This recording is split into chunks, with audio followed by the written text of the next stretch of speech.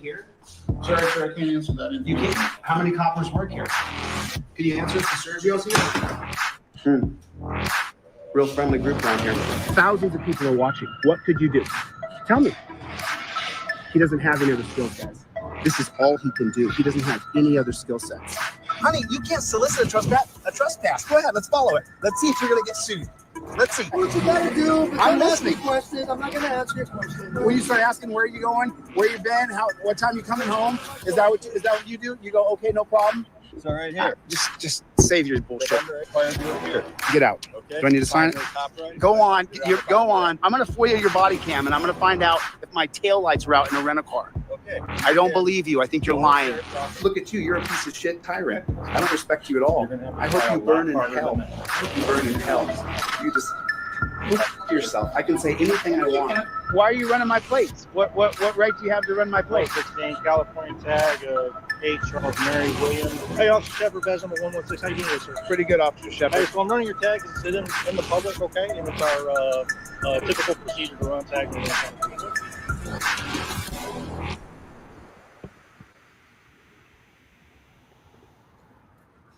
Okay, Green Bay, Wisconsin. How are you? What can I help you with? Well, you can't help me, I guess. I mean, I don't need any help. You don't need any help? No, I don't need any help. I mean, I'm pretty self-sufficient. You know what I'm saying? What's your name and badge number, sir? My name's Mike. Hey, Mike. Badge number is 677. How you doing, Mike? Good, how are you? Good to see you, man. How long you been a copper for? For almost 9 years here in Green Bay. A lot of places I go to, they say the cops are terrible. I was just in Philadelphia, and they said that people I interviewed on the street said the cops are all pretty rough around there. Mm-hmm. But the citizens I talked to yesterday here in town, they all said that you guys, I didn't really get any complaints. I said, is there any particular cop who harasses people? Go ahead. I said, was there any particular police officers who were harassing you or, bothering you or anything like that? And they really didn't have any, I didn't hear. Walk with me, son. Oh, you want to hang out? I'll hang out with you, man. Cool. That's good. How was Philly? Rough. Where are you from? Philly was rough. West Coast. I'm from the West Coast. Yeah, I go around all around the country. And, pretty much if things are copacetic, I'm pretty copacetic. Nice, awesome. I'm not a fan of police, but at the same time, I'll treat you like an individual. Absolutely. Until someone gives me a directive or tries to demand my ID. This is just what I do. Putting this on YouTube? Yeah, brother. You'll be on YouTube. This is Mike. Mike's been nothing but polite so far, so I'm happy to see that. Well, I'm going to go inside and take a look around and see what you guys got for decorations in there. Let's go see what we got in here. It looks like there's a double door here. Alrighty. Police public call box. Hey, good morning. How are you? I just wanted to come into the world famous Green Bay Police Department, and because you guys are known. Green Bay. Oh, yeah, So I stress test rights all over the country. Okay. I go from police department to police department. I have a First Amendment right to film, so I just go in and make sure that my rights are being respected. Oh, cool. This is just part of making sure our freedoms are respected. That's all I'm doing. And I met Officer Mike outside. He was pretty nice. I don't know if Mike's that tall, but He was really tall. That guy was really tall. How you doing? Good morning. Good morning. Good morning. Well, not really much to see here. No one said anything to me. Like I said, these things are typically if You're Dan? am I Dan? Yeah. You Dan? I cannot confirm or deny my name is Dan. But what's your name, sir? Are you a copper? I'm like Dan. Yeah. What's your name and badge number then? Well, I don't have to give you that because I'm not working. Oh, you're not in your official capacity. I wonder that. But, sir, do you feel like being recorded? No, so you can't do that in here. You can do it to us all you want. So let me record other people. Now let me tell you this. Go pound sand. Go pound sand, bro. Go get on your knees and eat my shorts. Jump down on your knees and eat my shorts. I'm filming them right now. What are you gonna do about it? What are you gonna do about it? Well, I can keep it out. No, you can't. No, you can't. Go ahead. Now let me educate this dirty jackboot thug pig. Here you go. My name is Chili DeCastro. I'm a constitutional law scholar. Here's the law right here, dunce cap. There's always one dumbass pig. You stupid pig. You shouldn't have done it. You shouldn't have done it. You should have minded your business, you moron. What did I say? I said it was pretty boring. I was about to leave. There's always one dumb pig, always. Come on out here and arrest me, buddy. Come on out here and arrest me. There's the jackboot thug pig. We found him already. I was here for 7 minutes. Now, Mike back there was very respectful. But that dumb pig had to come out here and give me orders. And that doesn't work. Piggy. It don't work. You can't do that. You see, ma'am, I'm telling you, this is the reason why I do this. I know you have to stay on the cop's side. I'm not saying you're on my side. I'm just talking to the audience right now. You see, this is why we do it, you know? You got people like that who don't know that this is a public forum. I can film in here anytime I'd like. So let me show you guys. Let me just put this right here.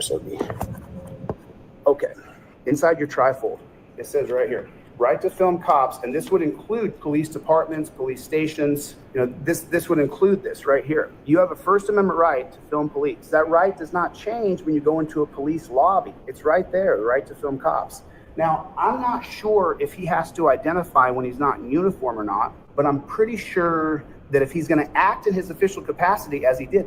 I need that cop's name and badge number. I need to speak to him. I'm sorry. I need to speak to the commander here. I'm gonna need his name and badge number. You can't come out and act in an official capacity and not identify yourself after I asked him to identify. That's not how it works. God bless America. That's what I'm trying to say here. You don't get to act in your official capacity and not identify yourself. I got him on camera. Eventually I'll find out his name and badge number. It's not just that cop right there. I don't have to identify myself. He has to identify who he is.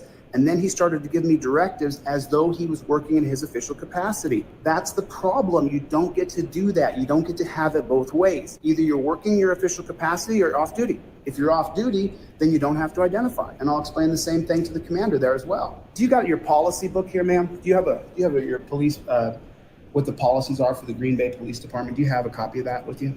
Could I get a copy of that, please? I just want to see if the cops have to identify in this particular city and state. I just need a name and badge number. Be happy to move along. I just need a name and badge number. I guarantee you, when I release his name and badge number, there'll be people in this town who say that this guy's a jackboot thug pig. Guarantee it. Guys like that who want to be in control and in charge of everything and everybody, they behave that way with everybody. That shift commander is right there. He has to address something right now. I sue people. I travel the country suing police departments.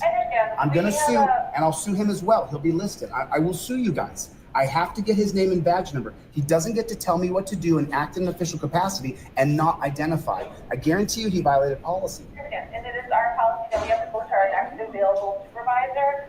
So we're looking to see if our other sergeant or lieutenant will be coming out. We're getting somebody to come out, but we have to go to our policy to go. Did you hear I was leaving? Did you hear me say, well, this was pretty boring, nothing going on here. Yeah. And I was getting ready to walk out the door. Comes out here, asks my name. I said, I'm not gonna tell you my name's Dan or not. And then he starts telling me what to do. I just need his name and badge number and I'll get out of here. That's all I need, name and badge number. It's tough, man, when the hands shake. There's nothing I can do about it. I don't know if it's adrenaline or what it is. So here's the funny part. That copper who came out and complained, while I was out there, I just remembered that when I came over here and showed you guys this, what I didn't show you was this little room over here.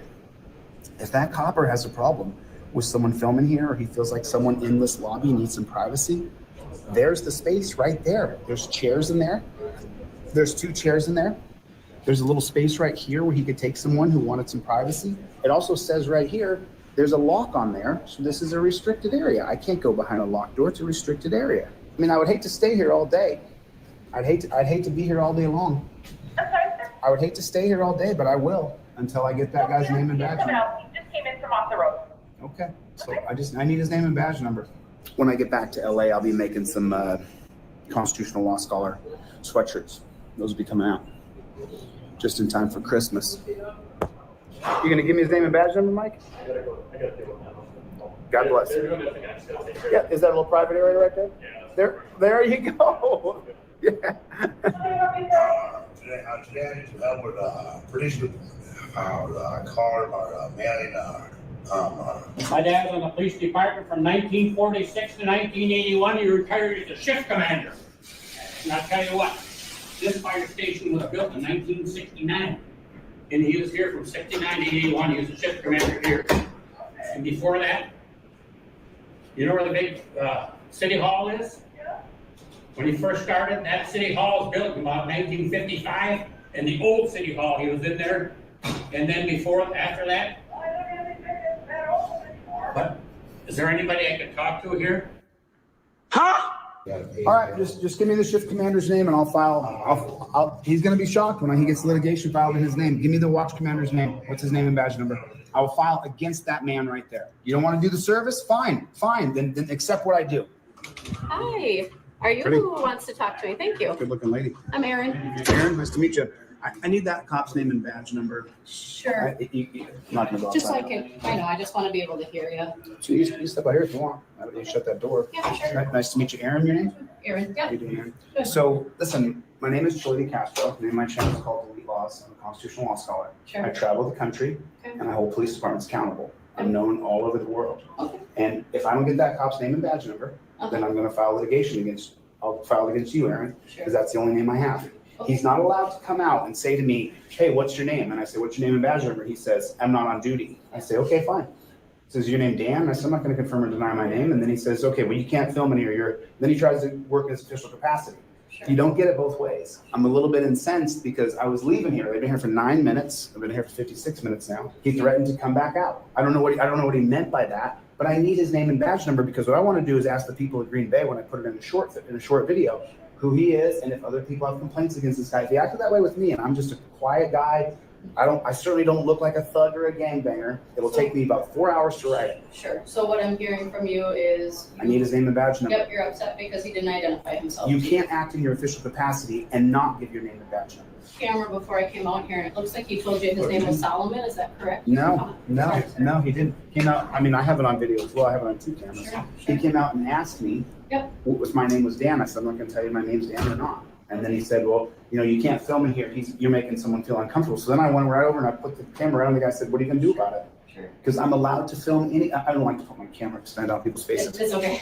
But Aaron, if you want the lawsuit against you, you go online, you go on Google, then I pay Google a little fee to put your name at the top of Google. Well, no. And that's So what I do. there's no reason to file a lawsuit against me. So I need his name and badge number. you've got his name on the back here, and you Okay. also have my card with my contact information. We went away from badge numbers because we changed from badge numbers to department Solomon seniority. Aries. Is he a lieutenant, So a that's- captain, a sergeant? What is Solomon? He's a police officer. He's an officer. Yeah, Well, yes, sir. he should not be promoted. There are not 1 video or 2 videos. There's millions of videos of cops abusing, raping, torturing, killing, prosecuting, persecuting people. Put your hands behind your back, and I'm gonna put you in these torture cuffs. Those torture cuffs were created by the Delaware colony. Then you put me in torture cuffs and put me in the back of that car. It's claustrophobic, and you strap me in it.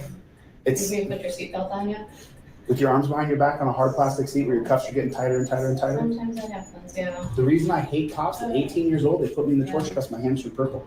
They were torturing me because I told them to F off so many times. So they tortured me for drinking. Sounds like you had a really bad experience. Oh no, millions of people have. My channel's huge.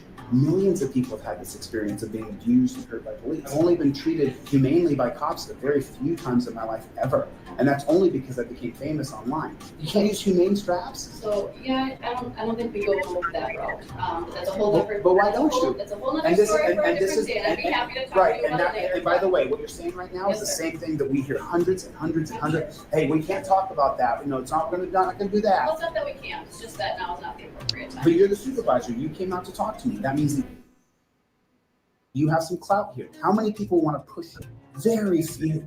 Very, I very wish few. that was the world we lived in. I do. You think people want to attack cops? I think sometimes they do, yeah, and I know that they do because I work in this job, so. You've been it's not attacked? Like I said, How I'd many love times? to have you on a How many ride. times have you been attacked? I would love to have you on a I got ride. your card. How many We times can have you been chat. attacked? You can get a hold of me. How many times either have you been way, attacked? okay? Just tell me. Email. Answer. How many? How many times have you been punched? Who would punch this face? Very nice to meet you. Take care, Aaron. Thank you. Goodbye. You have a magnetic personality. I do. Yeah, you have a real good vibe about you. But the problem is that when you wear that thin blue line flag, you create a divide between you and I. You make it so that you're on that team and I'm not on that team. I wouldn't necessarily say that. Oh no, there's millions of people who feel like I do. There's millions of people. There's millions of people who hate that thin blue line because it represents the way we see it is it represents a gang. It's a gang. No, I don't think so. Really? Take Oh, care of I yourself, think so. man. Remember, don't shoot anybody, bro. Don't shoot anybody. I was just so full of angst just now that someone's gonna walk up to me and ask me what I'm doing here. She wants to ask me a favor.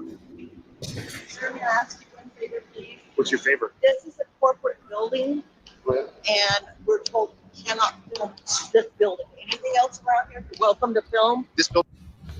Wait, you just opened my. 1 second, everybody. Welcome to another rendition of Delete Laws.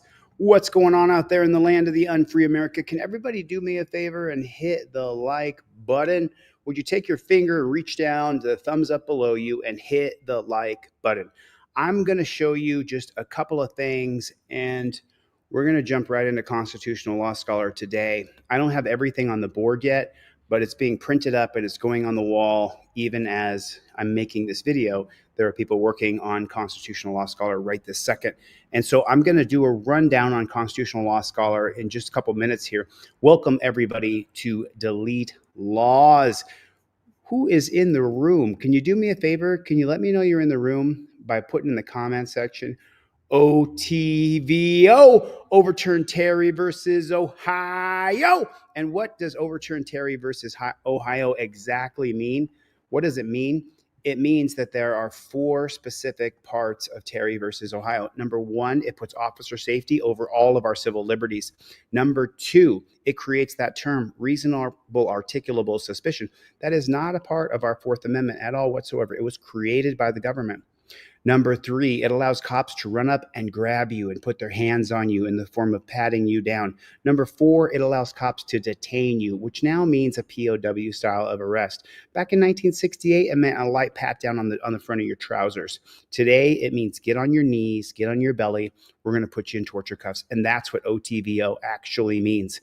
So if you're confused about it, you never heard it before, that's what OTVO means. Just like JBTP means what? What does JBTP mean? What does JBTP mean? Anybody? OTVO. JBTP means what? I'm just trying to figure it out.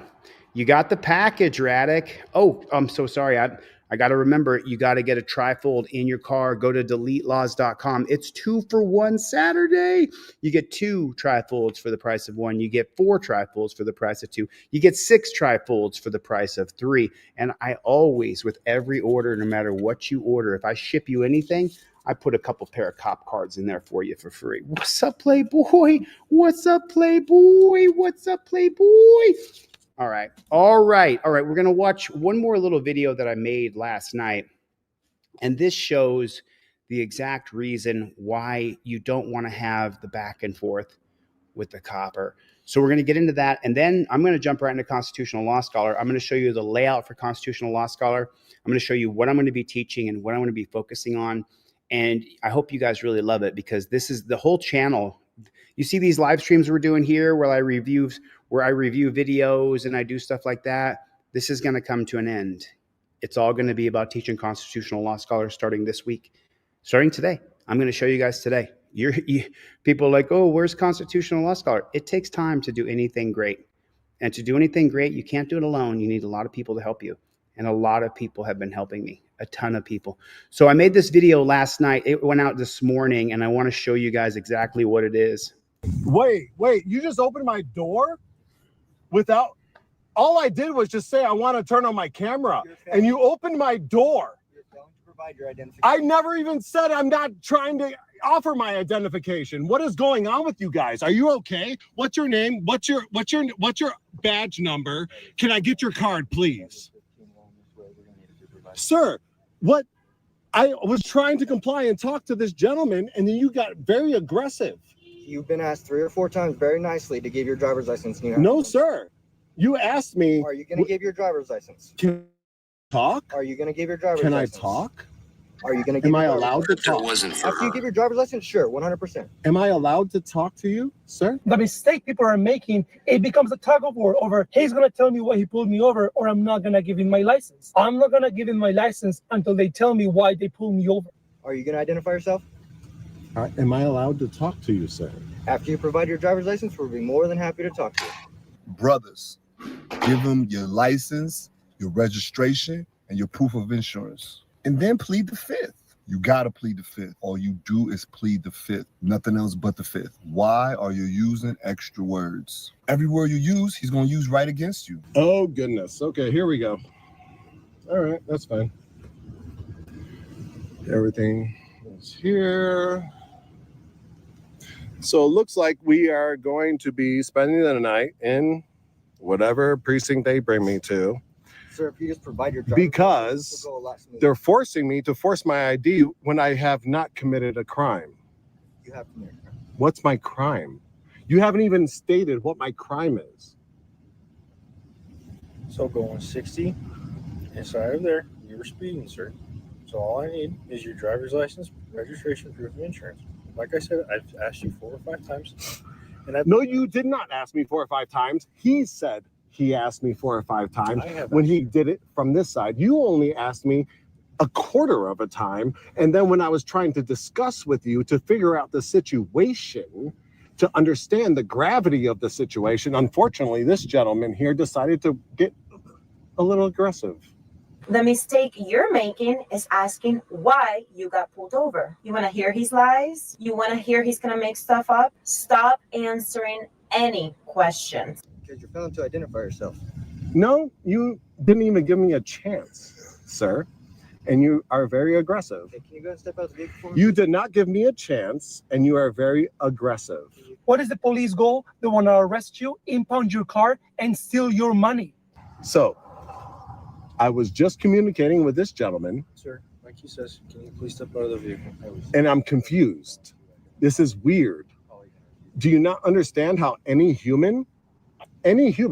good law-abiding human would misunderstand your aggression here? Because I was talking to this gentleman, and then next thing I know, this guy is being very aggressive when we were trying to understand the situation, and he was trying to help me understand the situation. But yet, this gentleman here, what's your badge number? 13402. What's your name? Deputy Wantley. This gentleman here decide. This is the last time I'm gonna talk to you. License, registration, and proof of insurance, please. I mean, I wasn't even doing that. Why you pulled me over? I wasn't speeding. What do you mean why I pulled you over? I'm just asking You're driving 20 miles over speed limit. I got you on my radar. Dude, I was going 15 miles. You see me just turn down No, the I street? didn't see that. I You didn't see that. Can I get your license, registration, and proof of insurance? I just don't feel justified like you pulled me over. I think because you know what neighborhood I'm in, and Okay. I mean, Can you do me a favor, sir? Can you step out of the car? for what? Sir, can you step out of the car? I didn't even. Sir, can you please step out of the car? Thank you. Here, just give me your hands. Give me both your hands. Sir, I'll take sir, this. I'm not. She's Sir, filming. She's sir. filming. I'm filming. Come on, step out. Sir, listen to me real quick. Listen to me. Listen to me. I didn't Do you even. have to do this? Damn, bro. There you go. There Damn, you go. bro. Come on, bro. There you go. All right. There Come you on, man. I didn't even do nothing, bro. Ma'am, I'm gonna talk to you. Don't talk. You're going to take another ride. Okay, I will. I said I will. Get out of the car. Okay, I will. I'm not sure what you're doing. Now. Am I safe? Get out of the car. Am I safe? Get out of the car. Am I safe? Yes. Get out of the car. I'm safe. You're saying I'm safe. I'm trying to understand what's going on. I'm sorry. I'm scared. Get out. This is a scary situation, guys. This is scary. Why the f are you pulling me over? I'm not going to stay Ma'am, I calm. just need your license, registration, and proof of insurance. No, Okay. I'm not giving you my license. You're not Or giving- no, I'm not giving you. Sissy, just Why? Stop it. What are you doing, sir? What are you doing? What the f are you doing, officer? Stop. Why are you arresting her? This is not No, legal. no, what the fuck? Get out. This is a scary situation, guys. This is scary. Hold on. It doesn't matter why they pull you over. Don't engage. Don't talk. Don't say anything. Just invoke your Fifth Amendment right. And then when I was trying to discuss with you to figure out the situation, to understand the gravity of the situation, unfortunately, this gentleman here decided to get a little aggressive. Anything I say to this guy, he'll use against me. So why do I care? I do not care why that cop is pulling me over. If I answer one question, he's going to ask me another and another. And you know he's going to say, I'm arguing, and pull me out of the car. trying to understand what's going on. I'm sorry. This This gentleman is the here last time I'm gonna ask decide. This is the last time I'm gonna talk to you. Don't talk. I don't want to have any conversations with any cops ever. I invoke my Fifth Amendment right immediately.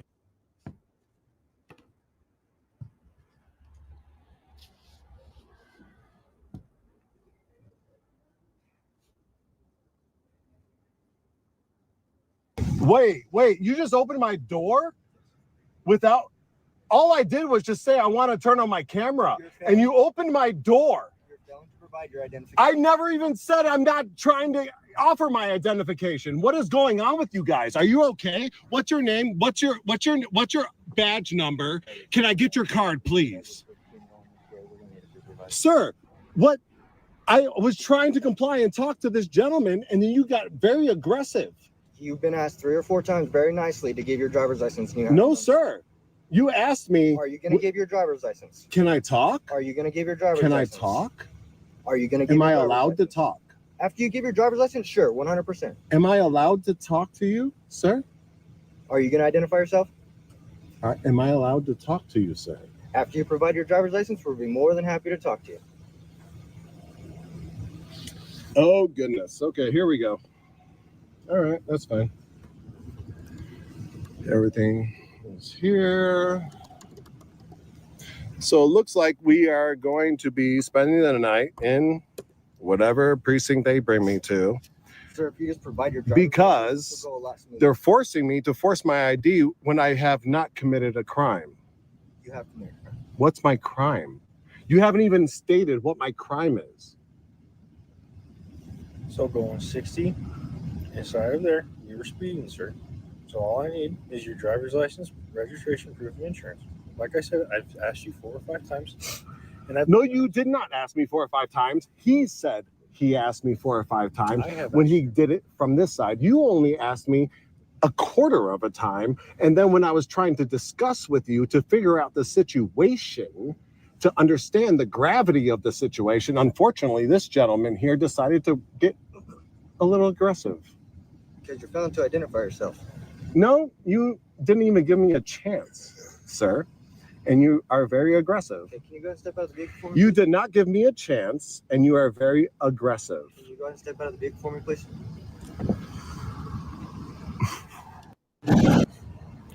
So, I was just communicating with this gentleman, sir, like he says, can you please step out of the vehicle? and I'm confused. This is weird. Do you not understand how any good law-abiding human would misunderstand your aggression here?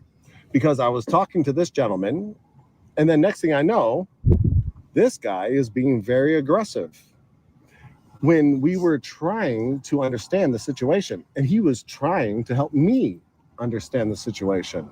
But yet, this gentleman here, what's your badge number? 13402. What's your name? Deputy Watman. This This gentleman is the here last time I'm gonna decide. ask This is the last time I'm going to talk to you. Don't talk. You're going to take another ride. Okay, Get out I of the car. will. I said I will. Get out of the car. Okay, I will. I'm not sure what you're doing. Now. Am I safe? Get out of the car. Am I safe? Get out of the car. Am I safe? Yes. Get out of the car. I'm safe. You're saying I'm safe. I'm trying to Get out of the understand what's car. going on. I'm sorry. I'm scared. Get out. This is a scary situation, guys. This is scary. Hold on.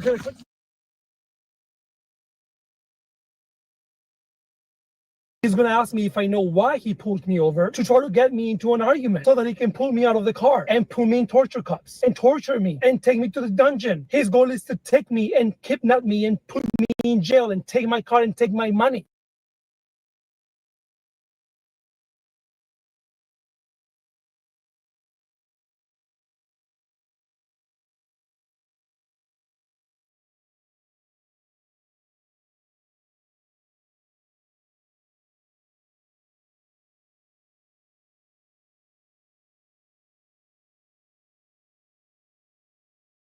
The mic. Sorry about that. The mic is unmuted.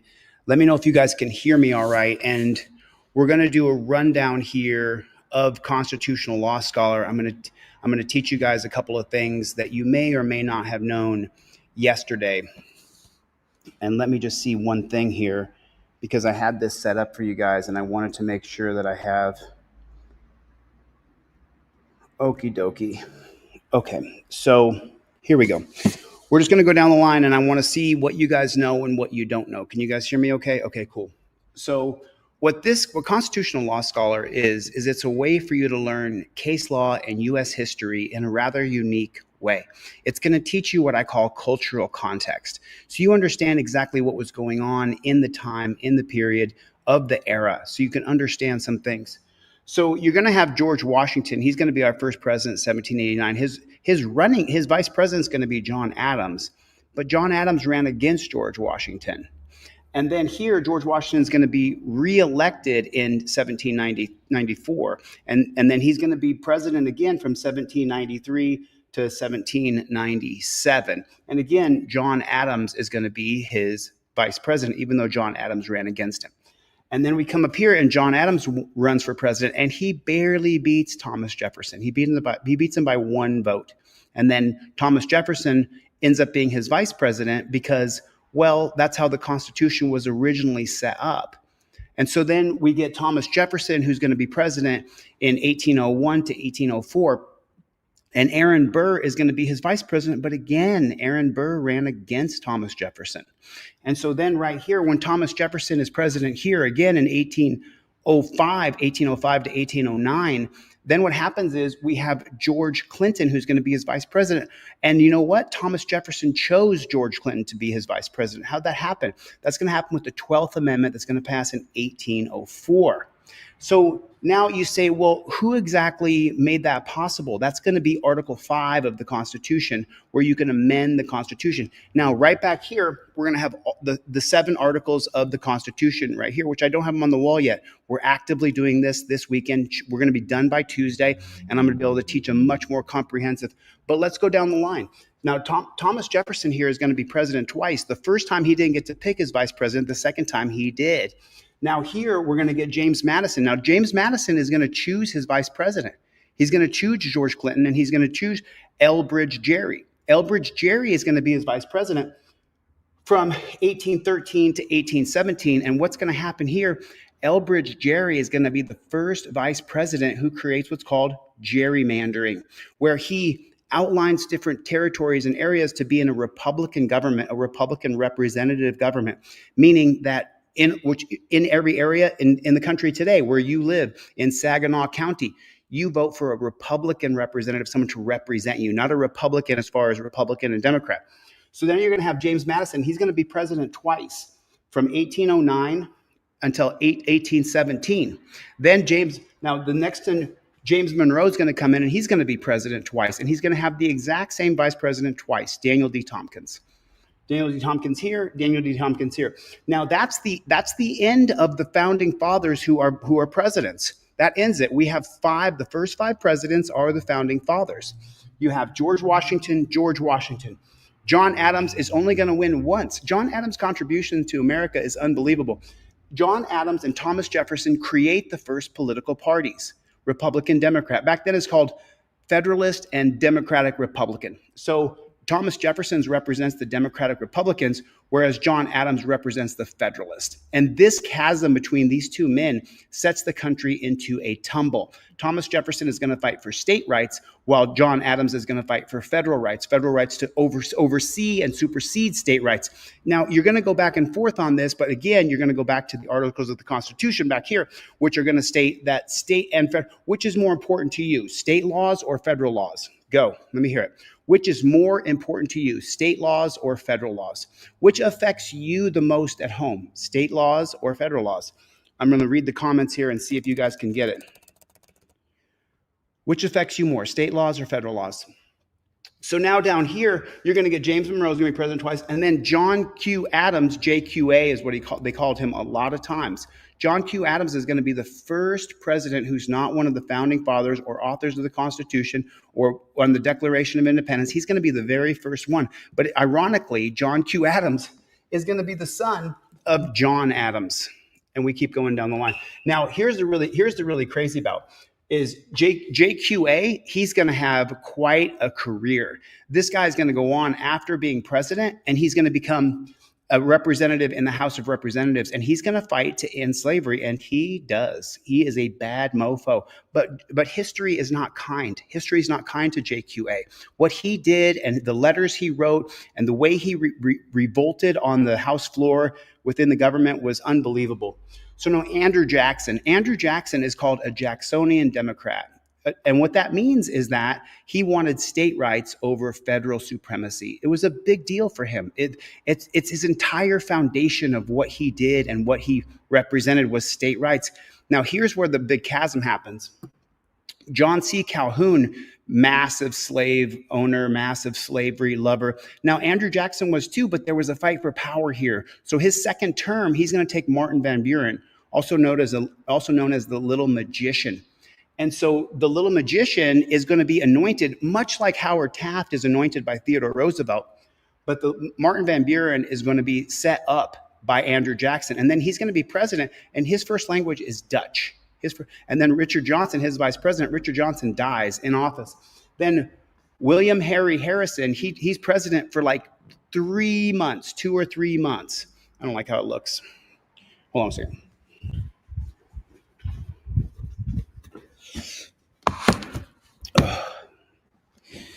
It's just, to be honest with you, it's just too hard.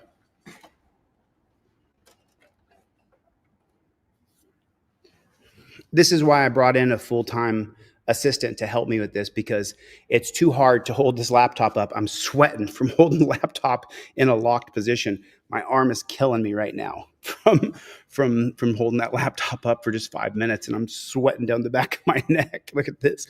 I'm cascading sweat. Well, the really cool part, so what's the matter? You said, I'm too broke to pay attention.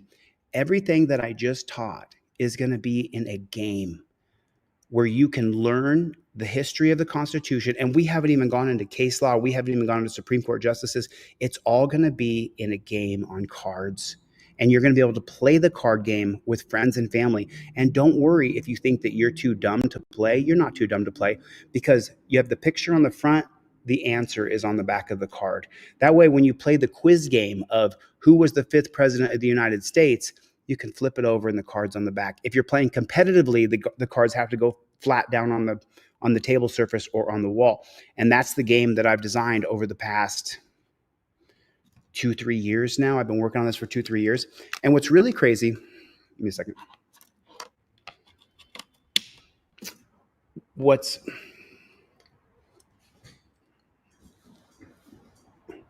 There it is. So Jeff Hates Pigs is already jumping in. Jeff Hates Pigs. Jim, send me over your order number and I'll send you a tracking number. Unless I sent it to you for free and then it went in regular mail and I have a picture of that envelope. I'm so organized now with shipping things and getting things out to you guys. It's unbelievable how many 457 here, how organized we are. So if you haven't got your trifold, then I have a tracking number for you if you ordered it from my website. If I sent it to you for free, I put it in a regular envelope and I took a picture of that envelope, and I can send you a picture of that envelope, Jim. So double check on that. Oh yeah, King Braveheart is here. What is going on, brother? How you doing, man? deletelaws@gmail.com. Oh yeah. So Team DLZ, can you let Sammy know? Hey Chili, it's been a while. Did they block you on YouTube for a little while because you were nowhere to be found? I'm so glad you're back. I missed you and everyone. Yeah, Sammy, they have me so shadow banned. It is unbelievable. I know I did, Steel Man. I know for a fact that I did 100,000%. All right, so we're going to review a few videos today because I need an assistant on the camera. I got a big dolly that the camera assistant's going to follow me up and down the board, so I don't have to hold the camera up. Steve Conkler is here, Captain Team DLZ. So this says power tripping cop writes ticket. And I thought that this back and forth was really, really telling. So I want to get into this a little bit. And we're going to go back in time just a little bit to where the cop first starts the pullover. Here's where the pullover begins. So let's get into it. Everybody do me a favor and hit the like button. Another one that was with Thornton and Manana, 9470 Frank out of New Mexico.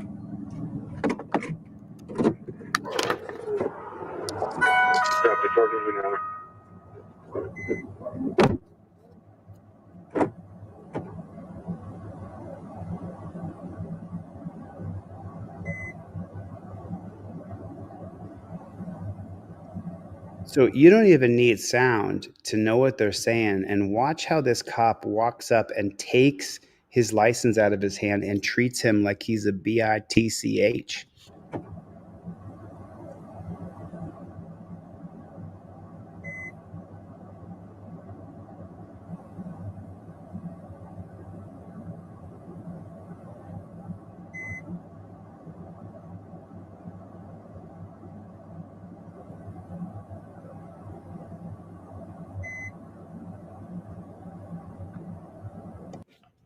Traffic with another one that was. Watch him snatch the license out of his hand and act like such a jerk.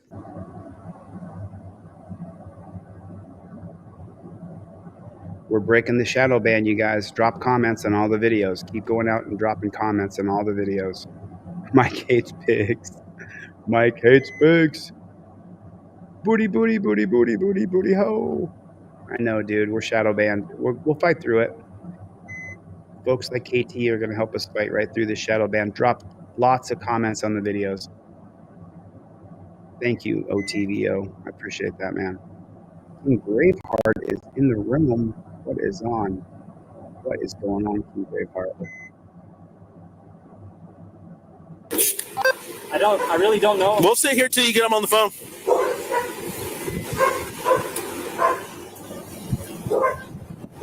I don't know the guy, man. I'm not even from here. I'm from Portales. Oh, you think I'm playing? I'm not playing. No, you're serious, sir. I know you are. Okay, well then get off your bike and sit right there. Take your helmet off. I don't know the guy. I swear to God. Give me your driver's license, insurance, and registration for the bike, and I'll figure out if I'm going to tow it, because y'all are riding together, coming down Prince, heading south, riding side by side, but all of a sudden you don't know him.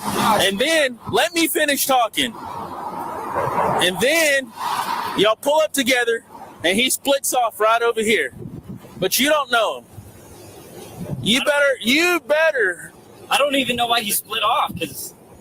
Like, I didn't even see anything. I was at the light, and he came up, and he was next to me, and there was another motorcycle, like bicycle, came in front of us, and he took off, and then I don't know where that guy went. Okay, well, get what I asked you for. At the next light, I didn't even see him at the next light. You're done talking. Just get what I asked you for. Because I don't put up with people fleeing. What? You weren't. He wasn't fleeing at all. I like that idea, OTVO. If you guys are down, do it. I'm down with that. Running, because you know the person that was with you. Insurance, registration. I have two of them. I'm not sure if that one was mine. Shouldn't be carrying two licenses on you as well.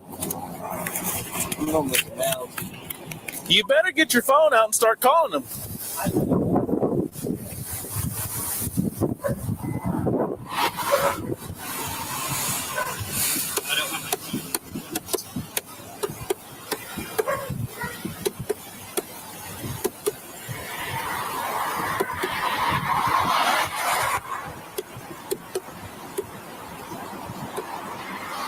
Time's ticking. What's that? I don't even have his number, man. I don't know the guy. So y'all just automatically, randomly meet up. Come down Prince. Come down Prince. I was at Family Dollar, and I seen that guy pass by, and I hopped on my bike to try to catch up to him.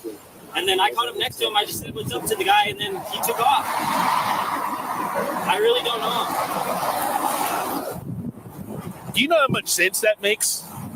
And how much that doesn't add up at all?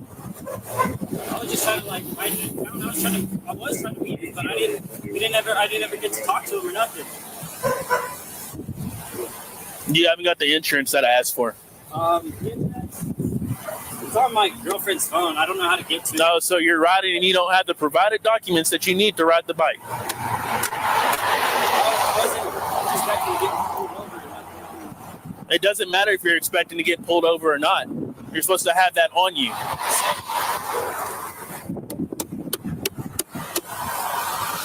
What type of bike does he drive?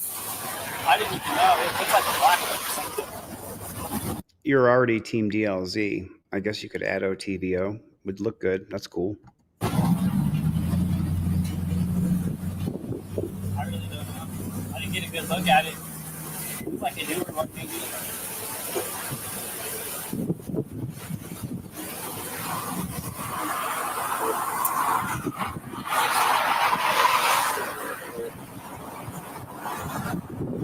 trying to like that, sir.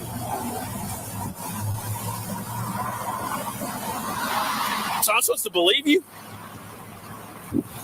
I really don't know. You just met the guy 20 seconds before, and you come down this way.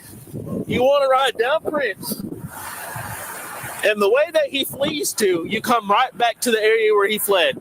How much sense does that make? I don't even know where I was going. I was trying to go out of town. You're trying to go out of town. You know which way is out of town. Down Prince where you're headed. But then you circle back the way that where he comes.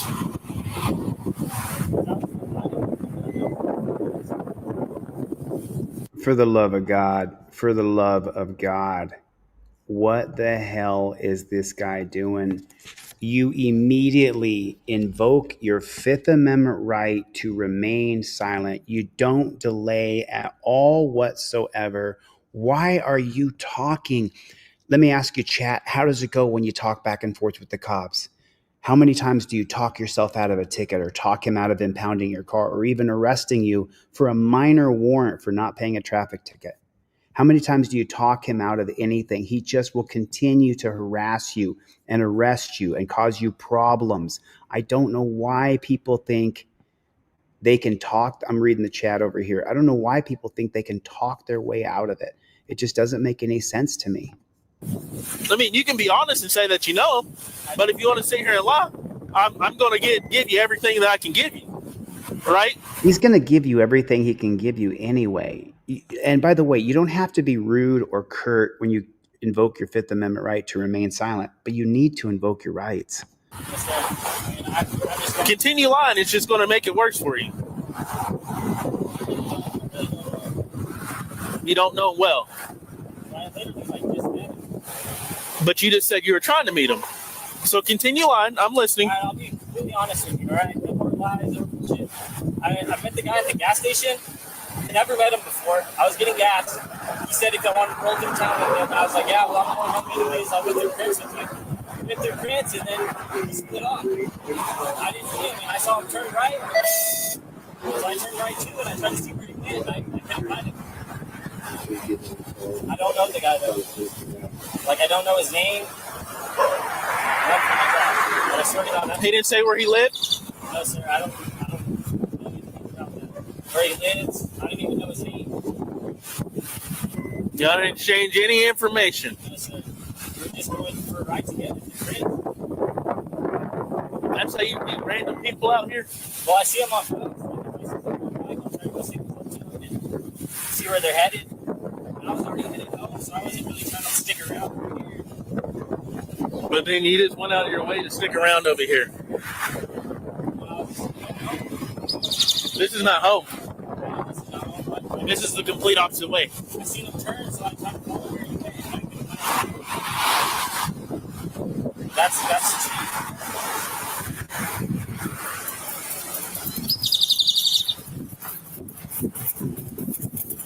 Okay. He's not your friend. Now it's the truth after He's not your friend. 10 minutes. This cop is trying to find a reason to arrest him, and he just keeps on blabbing.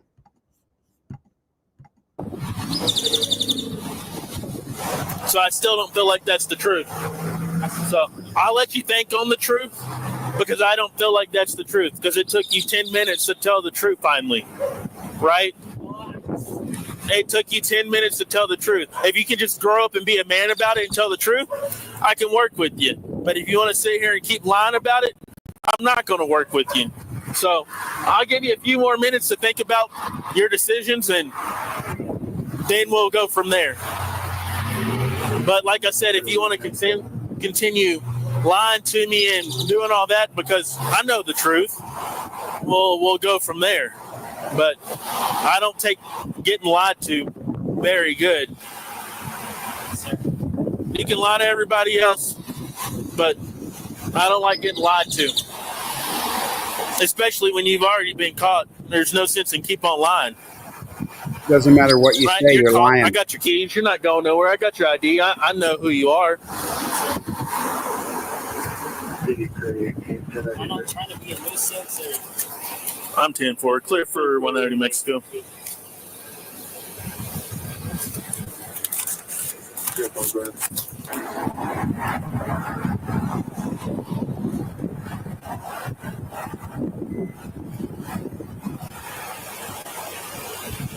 Jake and Steven.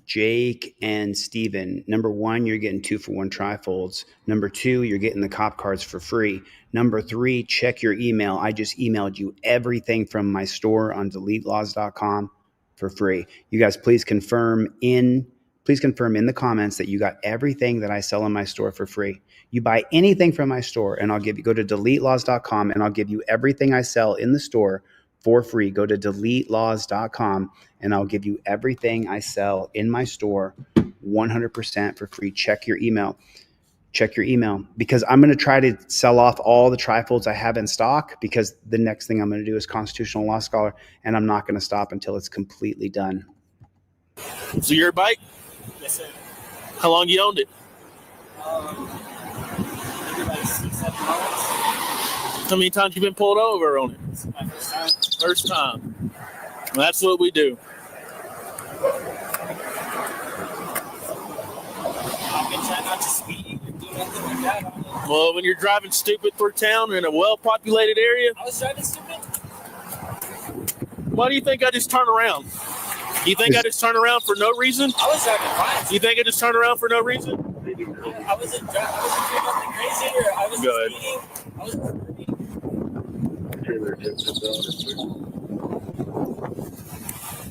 Ten for.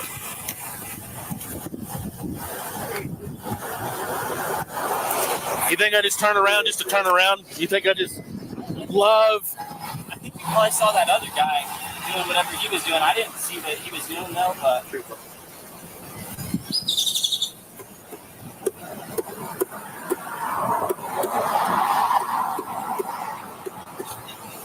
So I'm debating on towing your motorcycle or not right now. That's what I'm debating on. That's where I'm at. It'll be a long walk to Portales. You got someone to come pick you up? Maybe.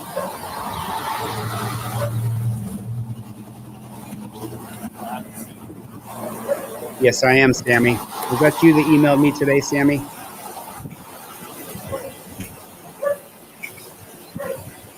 So you're telling me, because I just found this very odd, you're telling me you met someone at a gas station, didn't even get their first name.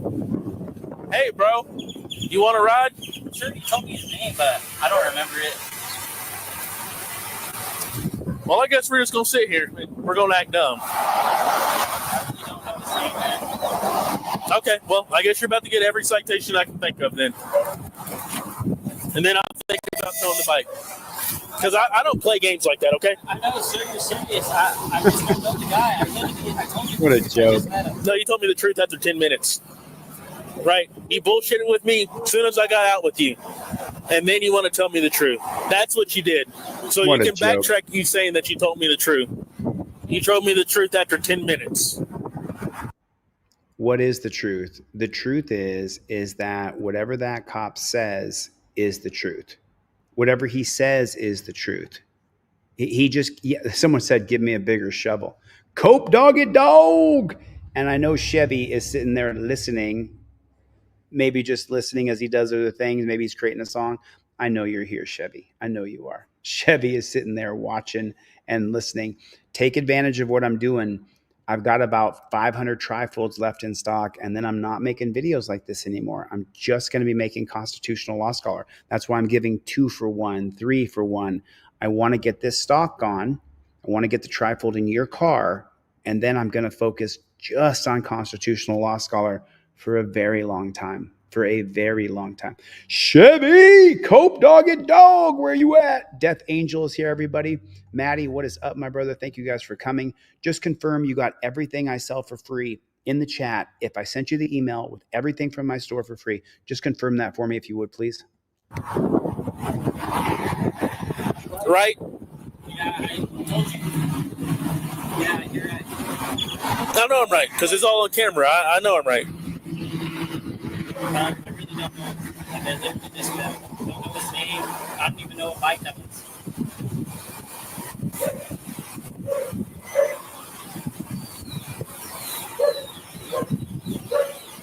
It's kind of unfortunate for you, huh? Yeah. I mean, I'm not even from here. I don't even know the guy. Why are you telling him where you're from? Ignore that P-I-double-G-I-E.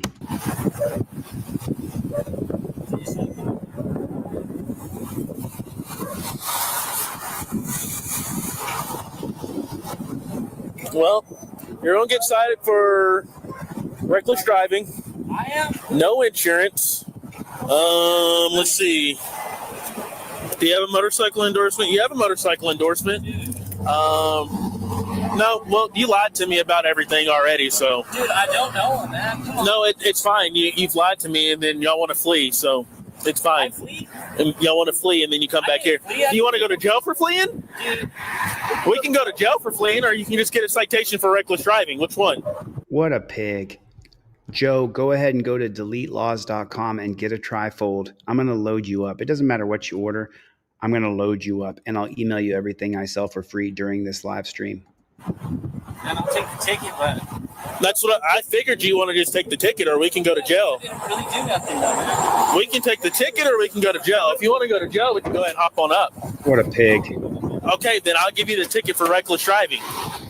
He wasn't reckless driving. He's blaming what the other motorcycle driver was doing.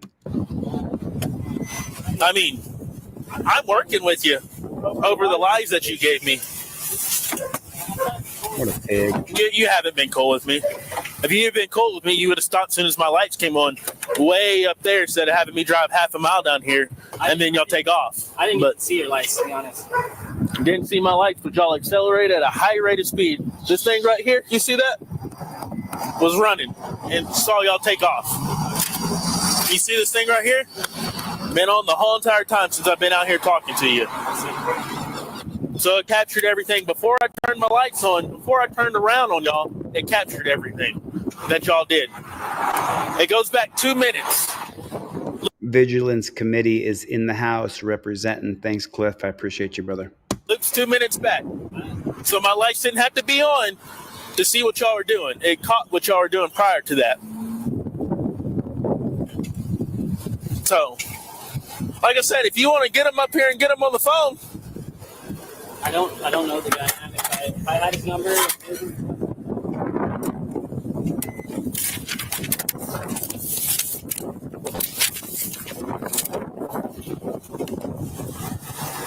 You're just going to ride around Clovis.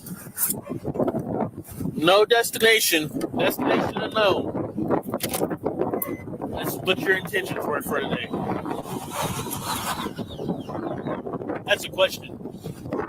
It's not an incriminating question, so I can ask you a question. What my intentions were today? Yeah, you're just going to ride around Clovis all day today. Destination unknown. Yeah, I came up here by myself, came to get gas. I was just going for a ride. It's nice. And that was it, man. Okay. Well, if you happen to see him later on, when you get released from this traffic stop and get your tickets and go back to wherever you're getting, and he wants to be a man and come up and talk to me or report to the police department, we can work on it from there. But if he wants to continue being however he's being, it's still going to go the way it's going.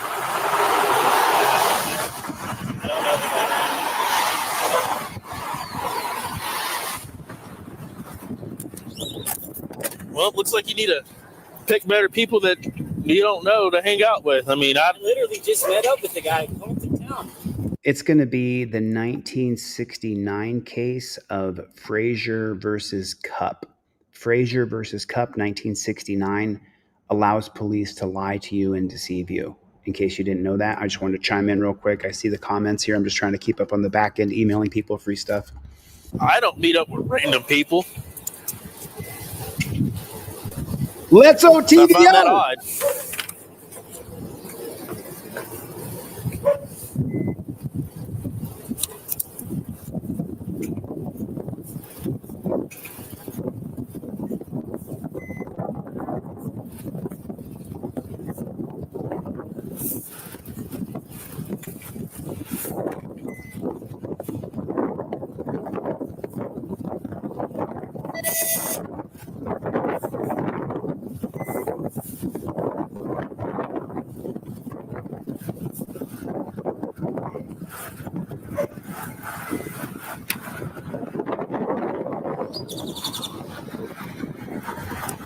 Yeah, I'll speak on that real quick. So he's going to write him a ticket. So let me tell you guys a little bit of background information.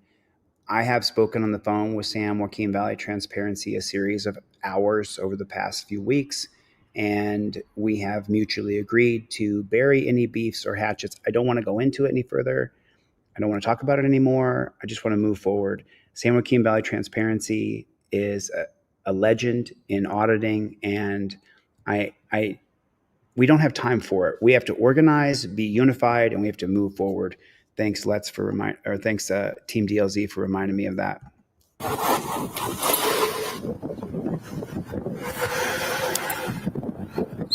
Thank you, Jilly. Appreciate that support, Jill. That means a ton. If you're not a member, consider becoming a member of the channel.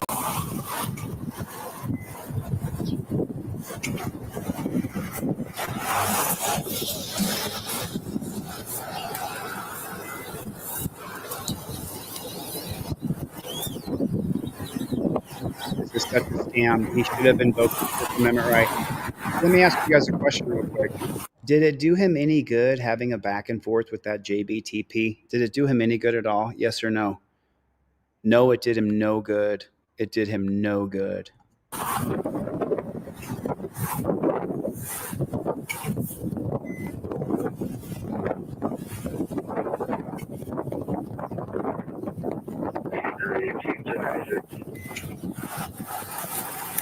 I'm 10-4.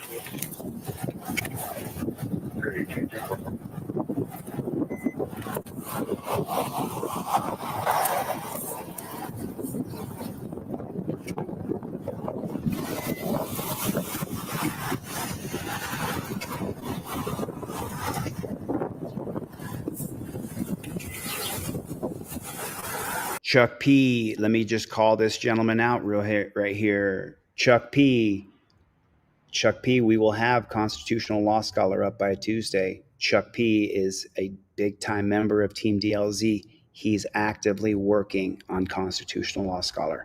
This man right here is a patriot and a freedom fighter.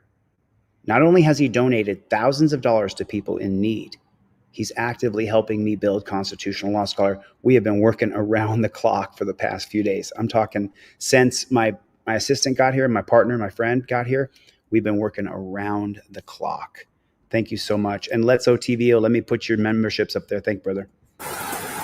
What year is your bike? 21? What's the make and model? Honda CBR 1000.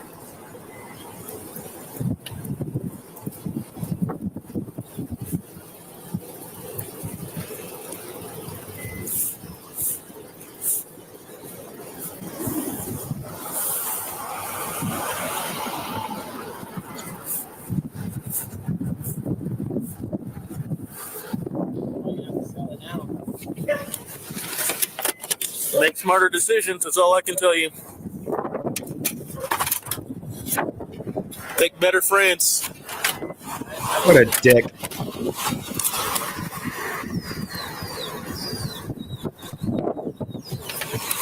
Don't know what to tell you.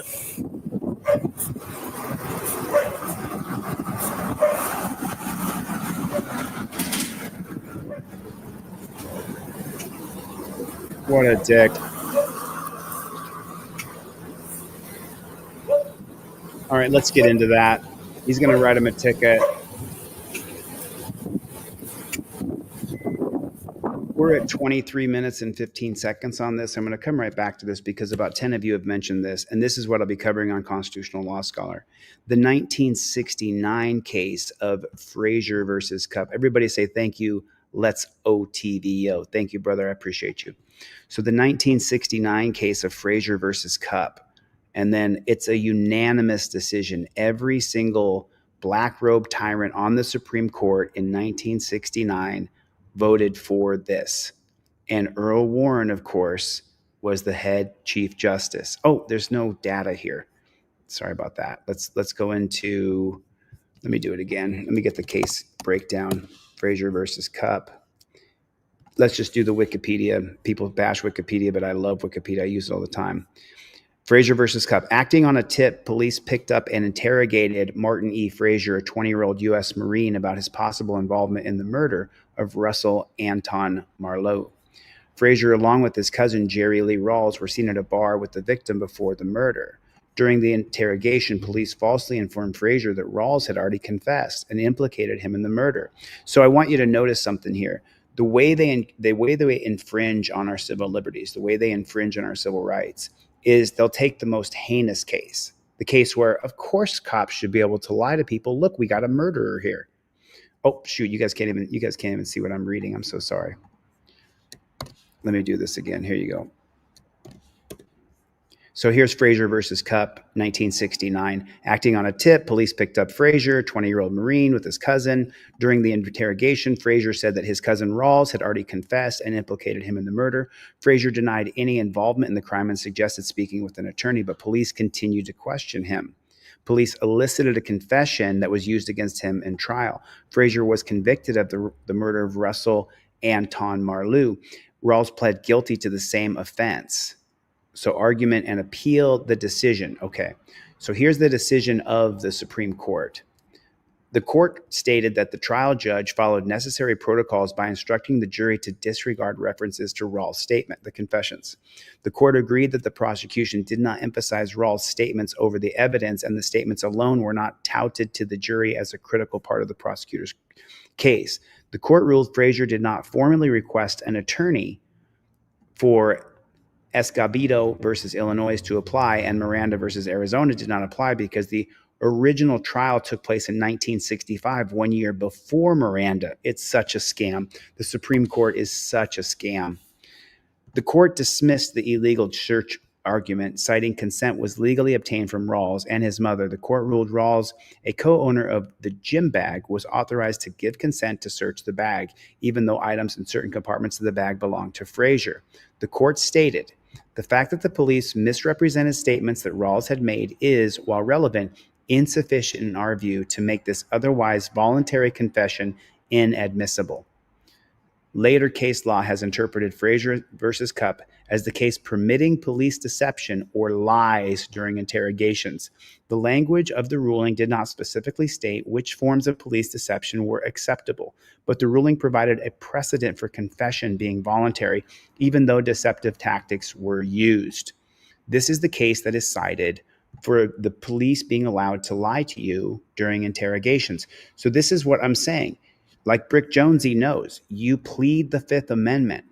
You plead the Fifth Amendment because they're going to say to you, oh, well, your girlfriend said you were going to your mom's house.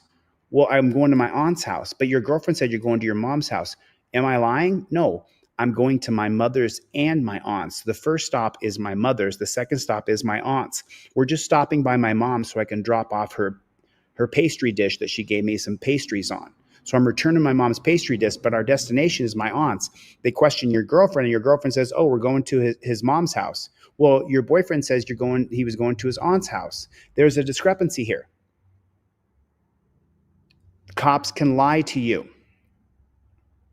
Let's say they separate the two of you and you say, I'm going to my aunt's house. And they come over and they said, oh, your girlfriend said you're going to your aunt's house. And you said, no, I'm going to my mom's house. And she says, no, but your girlfriend said you're going to your aunt's house. Now, my girlfriend didn't say a word. She pled the Fifth Amendment. So even when they're questioning you about somebody else, you want to invoke your Fifth Amendment right to remain silent because, as you know, they're going to deceive you. Frasier versus Cup allows them to do it, allows them to do exactly what I'm telling you now. You don't want to get in a back and forth with the double PIGGIEs. We're right back to the same spot we left.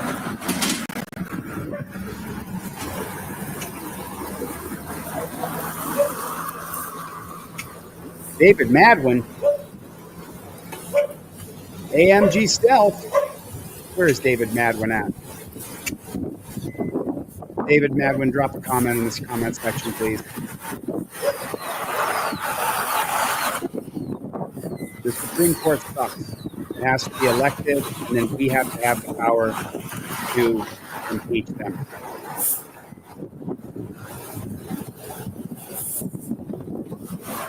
Oh, I've heard you breathe.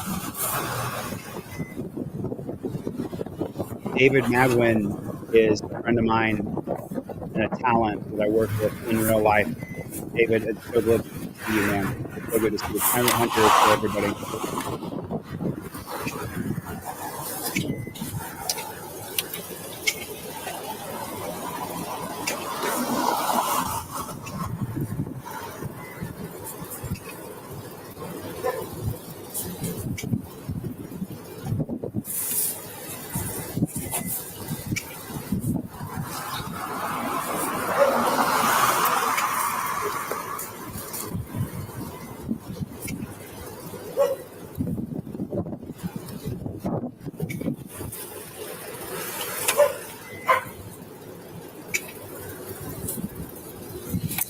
All right, you're getting one citation for reckless driving, okay?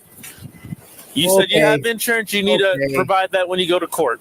You have a court date on or before by November 20th here in Clovis, New Mexico at 221 Powell Street. You need to contact the court on or before by that day. If you do not contact them on or before by that day, you will have a warrant out for your arrest for a traffic infraction. Do you understand? On this traffic infraction, the citation is going to state everything. Your name, your address, the information, your driver's license information, the bike's information, the time, the date, where I noticed the infraction at, and all that. Any questions? Okay, if you sign down here at the bottom, it's not an admission of guilt. Just stating that you're going to take care of this. If you sign where the X is, where it says signature, and I'll give you your copy. You're getting the one citation for reckless driving. I'm not going to give you the citation for insurance. You're stating you have insurance. You need to bring that insurance with you to court and show them that you have it. Understand? Okay. Understand? You meet I'm your back up daddy. with your buddy. I would like to speak to him. There's your copy. Please make it to court. Like I said, if you do not make it to court or contact the court, you will have a warrant out for your arrest. Don't drive through this city or county going like that. What a dick. Next time, What was I doing? next time, I'm going to Thanks for tow telling me that. the vehicle. Sorry, the motorcycle. The motorcycle is the vehicle. Next time I will tow it and I will take you to jail for reckless driving. Do you understand? On your camera or on that, you got me reckless driving? It'll show it in court when you show up to court. I'll bring the dash cam and body camera to court. Okay. It must be a fraud. Roadside I is got not rid of for him. court or argument, but you're getting cited for reckless driving. Along with your friend, he would get cited for reckless driving, or he'd get a whole other slew of charges. He'd honestly get taken to jail. But if he would want to show up and or talk to me, that would be a whole lot easier. Any questions? I don't know that guy, man. Okay, well, don't go through this town or county reckless driving, and you won't get a reckless driving ticket. Again, the roadside's not for argument. If you want to argue it, show up to court and argue your option, okay? Any other questions? Thank you, Vigilant. You're free to go. I would suggest going home, because if I see you doing it again, I'm going to tow your bike and I'm going to take you to jail. I see you're not. Exactly. I really don't care about your opinion, but What a I can just pig. take you to jail right now if you want me to. What a pig. You'll get the same thing and you'll have to sit in there for 3 days. I don't care. I care about the public safety. And when you're out here putting the public safety at risk, that's what I care about, okay? I don't care if you're a criminal or not, okay? You're out here and your friend or whoever that you say that is, y'all are putting the public safety at risk, driving like complete assholes, okay? I just stopped another bike and y'all are doing these same Wow, listen to how he's talking to him. This is why I showed you this video. exact thing as him. Y'all are driving crazy. If y'all would drive like normal citizens down this road, we'd be A-okay, but y'all want to drive crazy and put other people at risk and yourself, and when something happens, y'all want to blame everybody else for, oh, these people don't pay attention to me. Pay attention to everybody else, get on your bike, and you can depart the county. Go do that in Roosevelt County. Don't do it in Curry County. I don't care if you think I'm a cool cop or not, but hey, you're going to get that citation. I can write you 2 more if you want me to. You're silent. That's what I thought. You can take your 1 citation and you can depart. I'll stand here till you depart so you don't get hit. At least I care about your safety.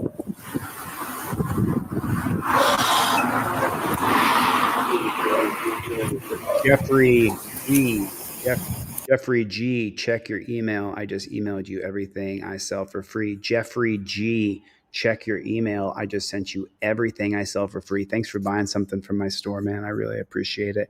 And I hope that you get trifolds in every car of every person you know. Life Under the Microscope is here, everybody.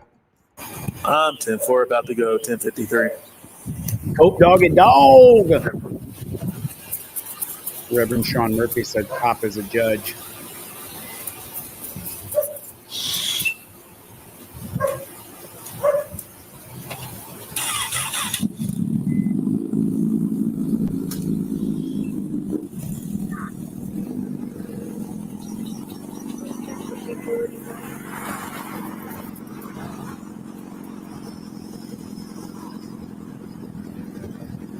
What a pig. What a pig. JBTP rolling through the chat, everybody. Jack Blue Thug Pig rolling through the chat. Put it in the chat. JBTP.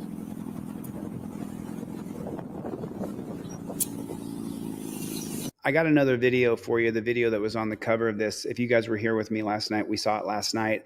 I'm going to have to make sure that I cut out a certain part of it, but I'm going to freeze frame it so you guys can see the murder that happened on camera. JBTP rolling through the chat. Let's Go TVO Vigilance Committee. Thank you for your support. I really appreciate it. Happy birthday, Angel. I don't know if you're here today, but we know from last night that it's your birthday today. So I'm going to show you guys a video and I'm going to pause it. I'm not going to show the murder. You'll be able to see the murder from the angle one, the far view. But then when the close up of the murder where we see him, and he got 16 years in prison for an execution. And I'm going to show that video right now. But let me talk about this video right here for 1 second. What should he have done? OTVO rolling through the chat. JBTP rolling through the chat. What should he have done? What should he have done? Oh, you looked up the trial last night, Terry. Terry, if you listen, I'm going to be honest with you. You're not ready for what you're about to see if you haven't seen this before. You're not ready. It's going to give you a sick feeling in your stomach. It's going to make you feel a certain way. So I want you to be ready for this. He should have invoked his Fifth Amendment. He should have invoked his Fifth Amendment right away. He should have given him his license, registration, proof of insurance, and then right away, immediately, he should have, right there, he should have said, you know what? I followed this guy on YouTube called Delete Laws, and I'm going to tell you right now that I'm going to invoke my Fifth Amendment right to remain silent. Here's my license, registration, proof of insurance. I'm going to remain silent from here on out, officer. And he shouldn't have said another word. He shouldn't have said another word. Chuck P, we have to create what we want. That's what Constitutional Law Scholar is about, creating a way for us to be able to come together so that we all understand our rights. That's not it right there. 1 second. Let me find the video I'm going to show you guys right now real quick. This is really some sick stuff you're going to see. This is truly unbelievable, and I want you guys to all see it. I got the wrong. Oh, I should have showed that again. That's so good. That's so good. Here it is right here. I'm going to show it from. It's funny because on the YouTubes, it's from South Sound News, and it's not age restricted and there's no. I don't know if it's demonetized or not, but this is the video. And hold on to your hats. Hold on to your hats. Life Under the Microscope is in the room. You guys, he should have. Cope Doggy Dog knows. He's been around for years. You invoke your Fifth Amendment right. Whether you have my trifold or not. If you can't afford a trifold, I'll email you one at the very least. I got 3 sales so far today, so I'm going to send off 3 free trifolds. We got Jeff, we got Jake, we got Steven, each one of you. And then Ed Kreider from last night, he's getting 6 trifolds sent to him. Ed Kreider's getting 6 trifolds sent to him. I'm sending you off 6, Ed. I'm sending you off 6, brother. You guys are not right on. Vegas is in the house. Thanks for coming. I appreciate it. You're not ready for what you're about to see here. Hold on to your hats.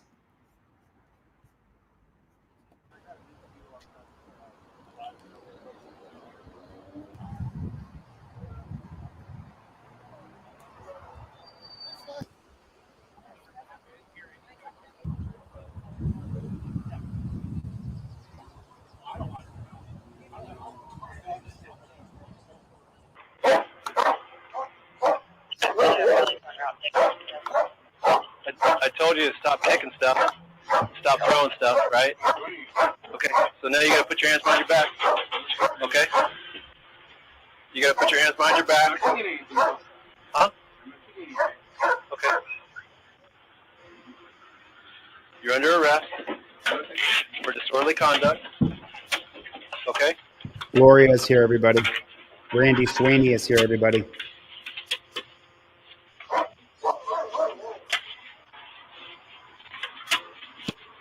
Put it down.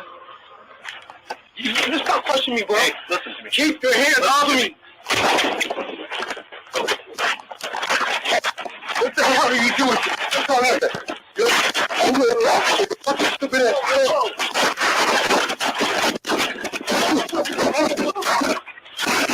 Stop resisting, dude. Just go down. Stop me. Bullshit, you're not. Oh my god. Oh my god. Holy shit, he just shot him! That was his partner.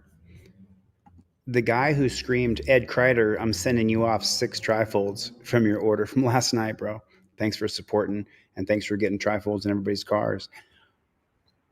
This was an execution that you just heard. His partner screamed, oh my God, oh my God. He screamed it twice. He screamed, he just shot him.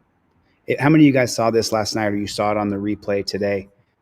This is so unbelievably sick. Now we're going to see angle 2, and YouTube China didn't demonetize or age restrict this guy's video, so I don't think they're going to do mine either, but you never know.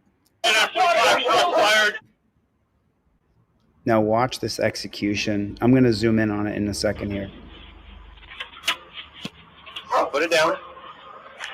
You just stop pushing me, bro. Hey, listen to me. Keep your hands off of me. What the hell are you doing? What's all that?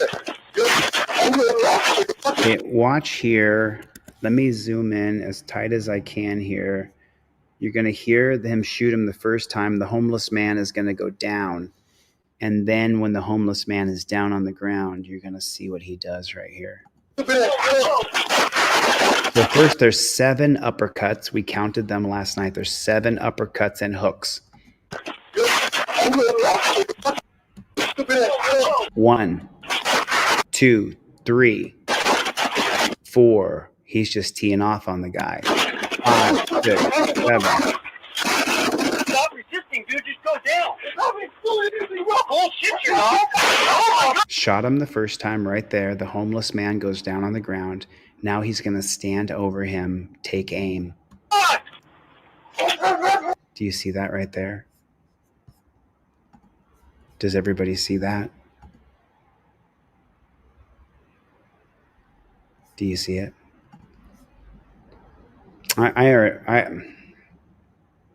Do you see it? No, the guy's in prison. Bullshit, you're not. Oh my god. Oh my god. That's just so unbelievable. That's just so unbelievable. It's just, and the worst part of it is right here. When I get into it here, this is in Seattle, Washington. So, not for rebroadcast without permission. Well, I did anyway. Auburn, Washington. Let me open this Bad Chicken Big so you guys can see it, and I'll read the breakdown for you as I go through it here. Okay, so Auburn, Washington, Port of Seattle Police Lead Investigation Agency released several audio and video clips of an officer-involved shooting took place on 5/31/2019. In the clip, a struggle had ensued and officers shot 3.4 seconds apart. Investigation found the involved officer he is named. He's named on this live stream. What's the name of this live stream that we're watching right now? His name, the officer's name, the officer, we're calling him an officer, Jeffrey Nelson. So, trial of Jeffrey Nelson, Auburn cop kills man. So here it is right here. This is 1 day ago. First Washington cop convicted of on-duty murder after change in state law is sentenced. Isn't that shocking? I mean, I mean, isn't that shocking that this is the first cop in the state of Washington who has first Washington cop convicted of on-duty murder. I mean, Terry Oliver is here, everybody. Thanks for coming by. Sammy, I'm so glad you're here. Thanks for coming back. You guys got to make sure you check. This is Rat Boy Ninja, the good cop. And by the way, you know what? There's a couple people who I didn't mention in my last one, and I want to mention Jungle is Massive, Gloria, Brandy Sweeney, Jessica Kerstad, Life Under the Microscope. There's so many people. Chevy! But don't you call them pigs. Okay, so now we're going to get into the breakdown of these articles. Brandy, I love you. I appreciate all your help and all your support. April Rain, same. King Braveheart. So he's sentenced to 200 months. To 200 months. Cop sentenced for shooting death of homeless man, 200 months. Let me ask you guys a question. If you shot somebody and then they went down and then you stood over them and executed them, how many years would you go to prison, or would you be put in the execution? Had a history of headshots. This is the craziest part. Had a history of headshots. He had a history of headshots. And this is just 2 days old. That's why this should start trending pretty soon. And this says here, let me see, former Auburn pig, Jeffrey Nelson. Forgive me here.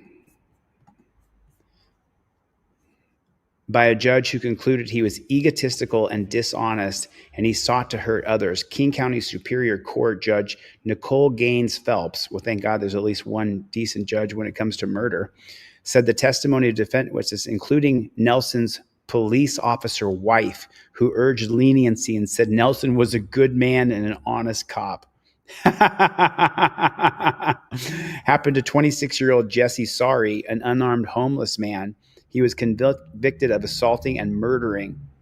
King County prosecutors had sought the longest sentence possible under the range case, 18 years and 4 months. So you're telling me that you can do an execution-style murder and the longest sentence that you can get is 18 years and 4 months, salt shaker? Shake it like a salt shaker, shake it like a salt shaker. 18 years and 4 months.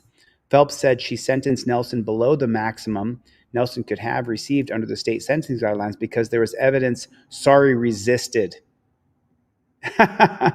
Nelson's single-handed attempt to arrest him for disorderly conduct, leading to mutual combat.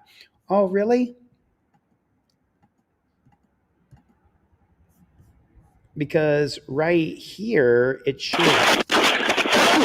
Right here, it looks like, correct me if I'm wrong here, but it looks like right here. Stop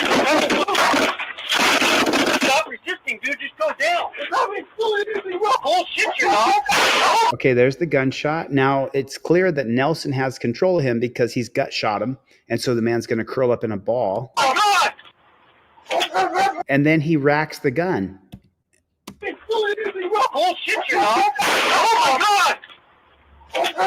And then he takes aim. I mean, what was the judge seeing? I'm not sure. Did you guys, does that look like an execution to you? I'm just wondering, does that look like an execution to you? I'm just wondering.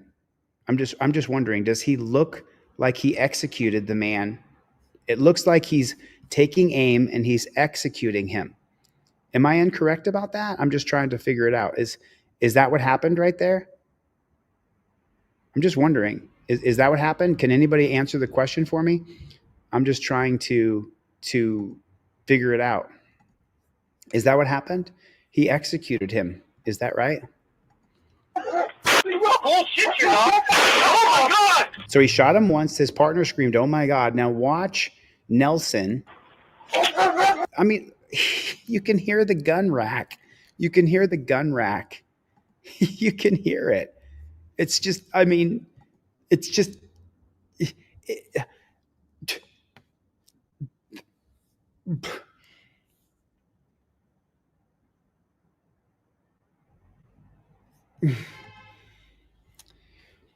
Help me overcome the shadow ban, everybody. Everybody go to my videos and drop a ton of comments, tons and tons and tons of comments, tons and tons and tons of comments, if you would help me out. Isabel's back in the room, everybody. Thanks for coming. Isabel, did you get the trifold that I put in the mail to you? I sent you off a trifold. Oh yeah, Isabel, he straight up executed him. Don't worry about that, y'all. Claudette, Gloria, don't worry about that. We keep going. Remember, I made up with San Joaquin Valley Transparency. He did and said some things I don't agree with. He thinks I did and said some things he doesn't agree with. And we both said, you know what? Whatever was said and done, we're leaving that behind, bro. We move forward in unity. We move forward in peace. We move forward to advance our movement, to overturn Terry versus Ohio. We don't allow these people to distract us. Oh my God, Isabel, I mailed that 10 days ago. You should have gotten that. You should have gotten the trifold by now. I mailed it to you. How long ago was that? 10 days, 12 days ago? You got to check your mail. Make sure you have the right mailing address. Cope doggy dog. What is going on with the Playboy? I told you this was going to make you sick. I said, this is going to make you sick. And here's the part to me that I didn't find. Okay. So right here, do you see this right here? Aubrey Pig, Jeffrey Nelson, sentenced to 16 years for fatally shooting an unhoused man. And then it says Officer Nelson had a history of shooting people in the head. How do you have a history of shooting people in the head? How is that possible? How do you have a history of shooting people in the head? Maddie said, what, that really his partner that yells, oh my God, or some dude out of a different car. I think it was his partner because his partner ran. His partner ran away from what he was seeing. You have a history of shooting people in the head? Oh, yeah. Oh, yeah. Greatest ever said, you think the shadow ban is bad now. I'm not going to get into it. Mikey B is in the room, everybody. What is up, Mikey B? Good to see you, brother. Thanks for coming by. Thank you, Mikey B. I appreciate you being here. Nothing but respect and love for you, brother. We don't agree on the dumpster fire, but you know what? We agree on a lot of other things. So I really, really appreciate you, Mikey B. And I'm not going to allow politics to in any way, shape, or form affect us. So let's take a look at another video that I have queued up for you guys to watch here today. And I wanted to watch the video on Here's the Deal. And he did such a fantastic job on the breakdown of what happened in Las Vegas. He does such a good job on this. And I wanted you guys to see it. And I because Here's the Deal and I share so many of the same audience members, I've waited, let me see. It only says it was only 2 days old. It seems like it's been a week. But I wanted to wait a couple days so that people had to go over to Here's the Deal channel to watch his full video. But this video breakdown on what happened here. Federal jury awarding a woman. This is absolutely, I mean, if you want to talk about top-notch journalism, this is the reason why we call ourselves journalists. So Jeffrey, check your email. Jake, check your email. Steve, check your email.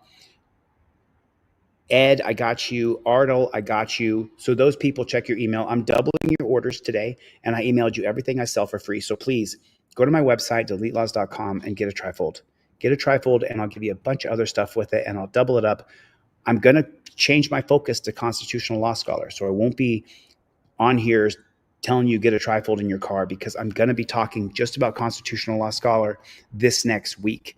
So this video breakdown of what Brian from Here's the Deal did is so cool. Ardle, I'm doubling up your order. You know that, Ardle. I'm doubling up your order. There it is right there, Lunatic Fringe. How can we change the rules on term limits?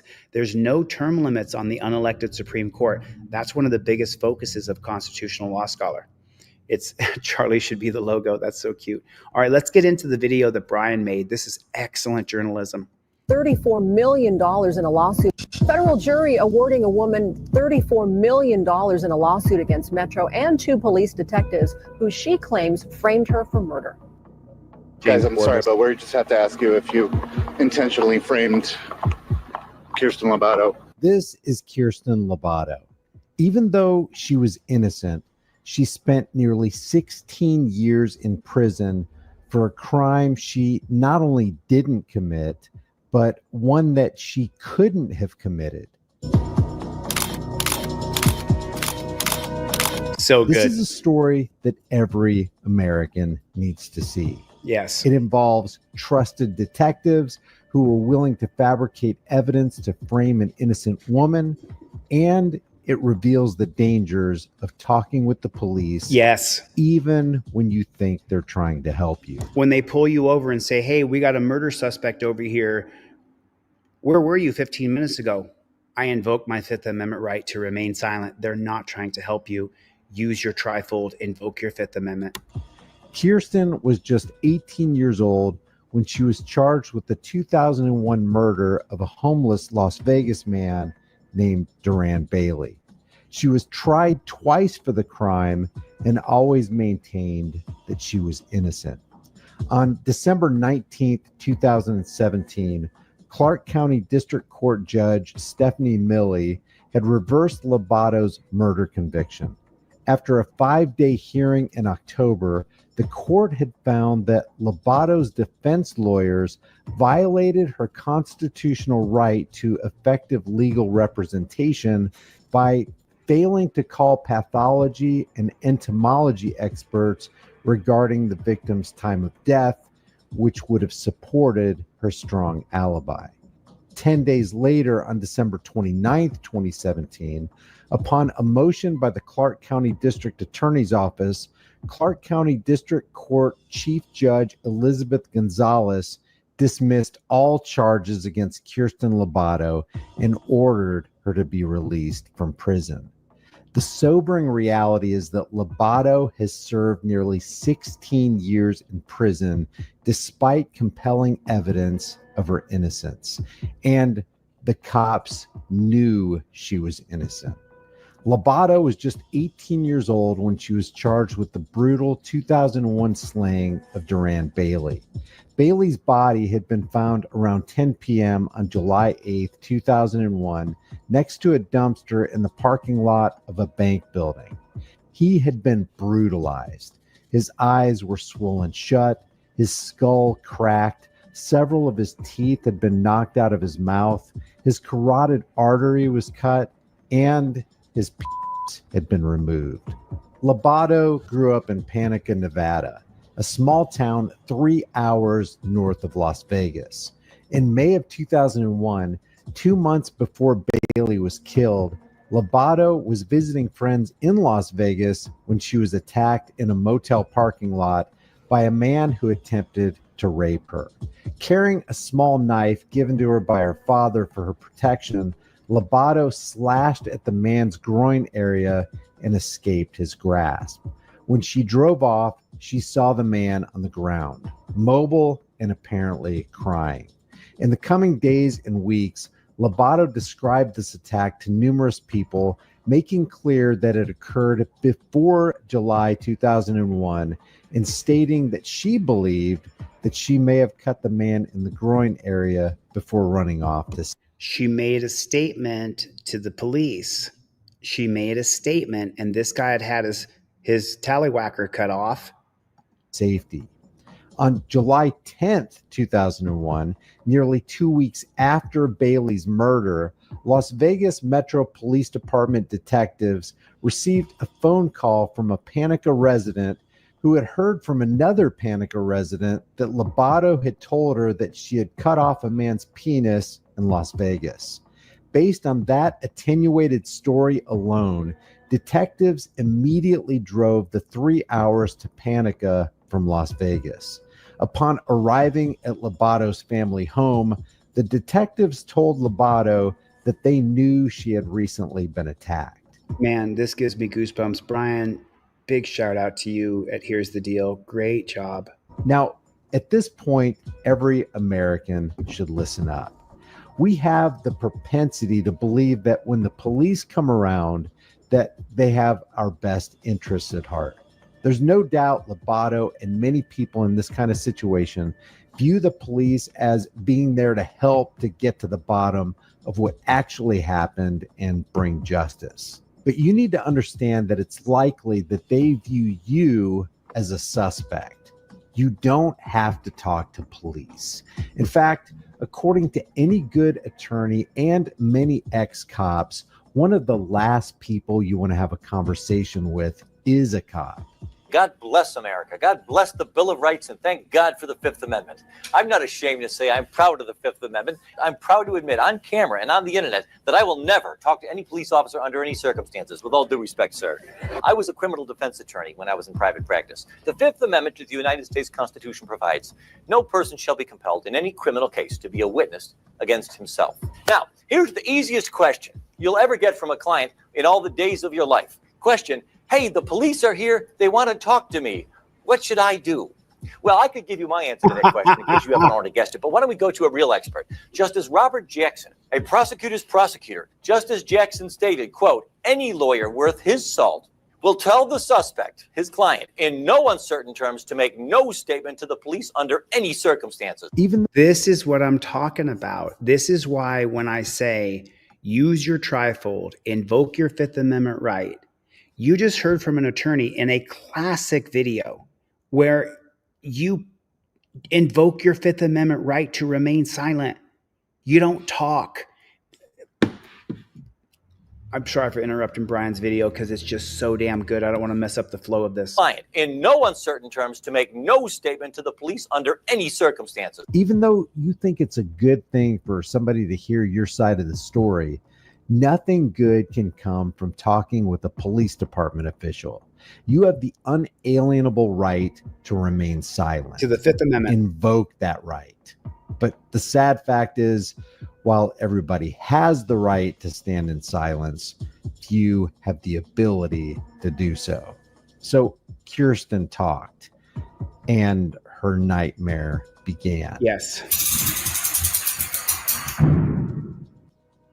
The police recorded a statement in which Lavado described the attempted rape in late May, stating that it had happened, quote, at least a month ago, clearly describing a motel parking lot as the location and not a dumpster near a bank, and describing a man who was mobile and alive when she left and not beaten to death, as was Bailey. Under the mistaken belief that police were informing her that the man who tried to rape her has died, she expressed remorse and made other comments that the detectives took as a confession for Bailey's murder, even though the event Lavado described was glaringly at odds with the basic facts of his killing. Armed only with this statement, the detectives arrested Lavado for Bailey's murder. The police did not investigate clear alternate perpetrators with the motive and means to so violently kill Bailey. On July 1st, 2001, 1 week before he was found dead, Bailey assaulted and raped a woman who lived in an apartment building next to the bank where his body would be found. Bailey threatened to kill the woman if she told anyone, but she eventually reported the attack to police on July 5th, 2001, just 3 days before Bailey was killed. She also told a number of her male neighbors who had an ongoing dispute with Bailey about the attack. Despite the woman's prior contact with the victim, as well as her male friends' motives to retaliate against Bailey, the police prematurely dismissed these potential suspects.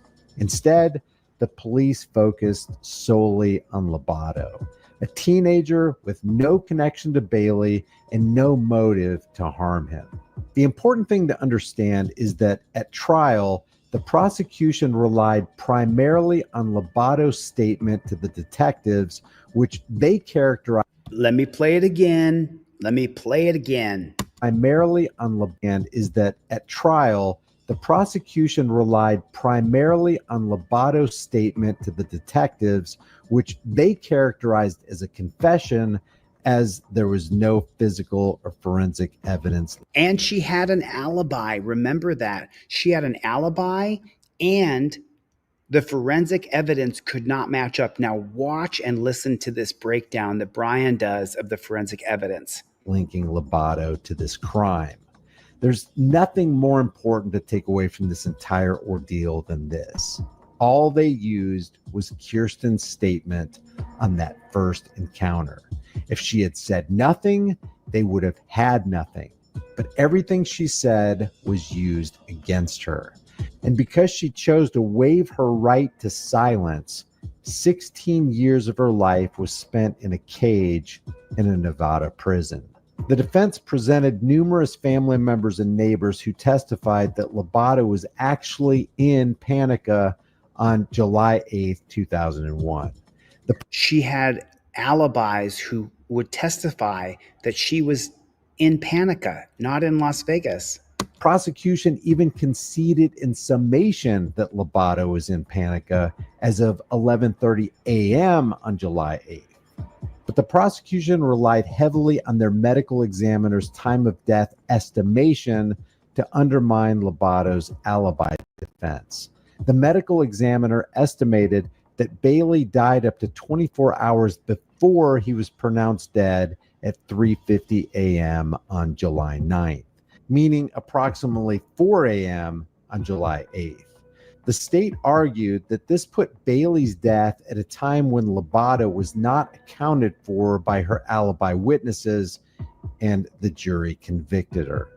At the October 2017 hearing, Lavado presented the testimony of 3 forensic entomologists or insect scientists, all of whom concluded that based on the weather conditions in Las Vegas on July 8th, 2001, and based on the outdoor location where Bailey's body was found, one would expect to see his body teeming with blowfly eggs within a short period of time after his death. Blowflies arrive very shortly after death and lay hundreds of easily observable eggs in a freshly dead body's orifices and wounds.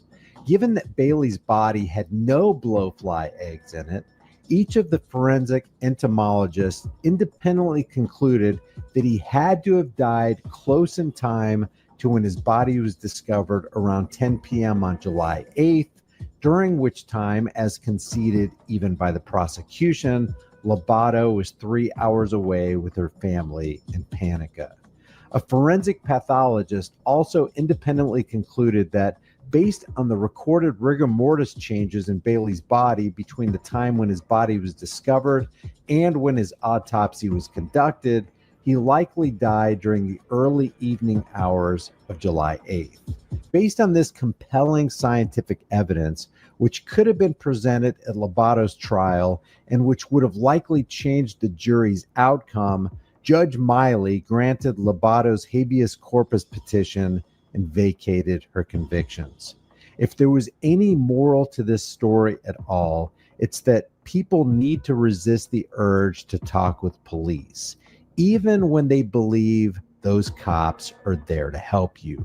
According to legal experts, talking to police as they conduct their investigation is one of the worst things you can possibly do. Yes. Nothing good can come from it.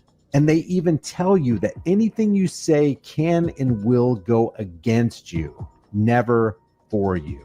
There was a local news story here in the Virginia Pilot just a couple of months ago about an experienced criminal defense lawyer who ended up getting convicted of criminal assault because he talked to the police. He was accused of having assaulted another attorney in the hallway. There were no other witnesses to this. A woman said that he grabbed her by the throat during an argument over a case. He denied it.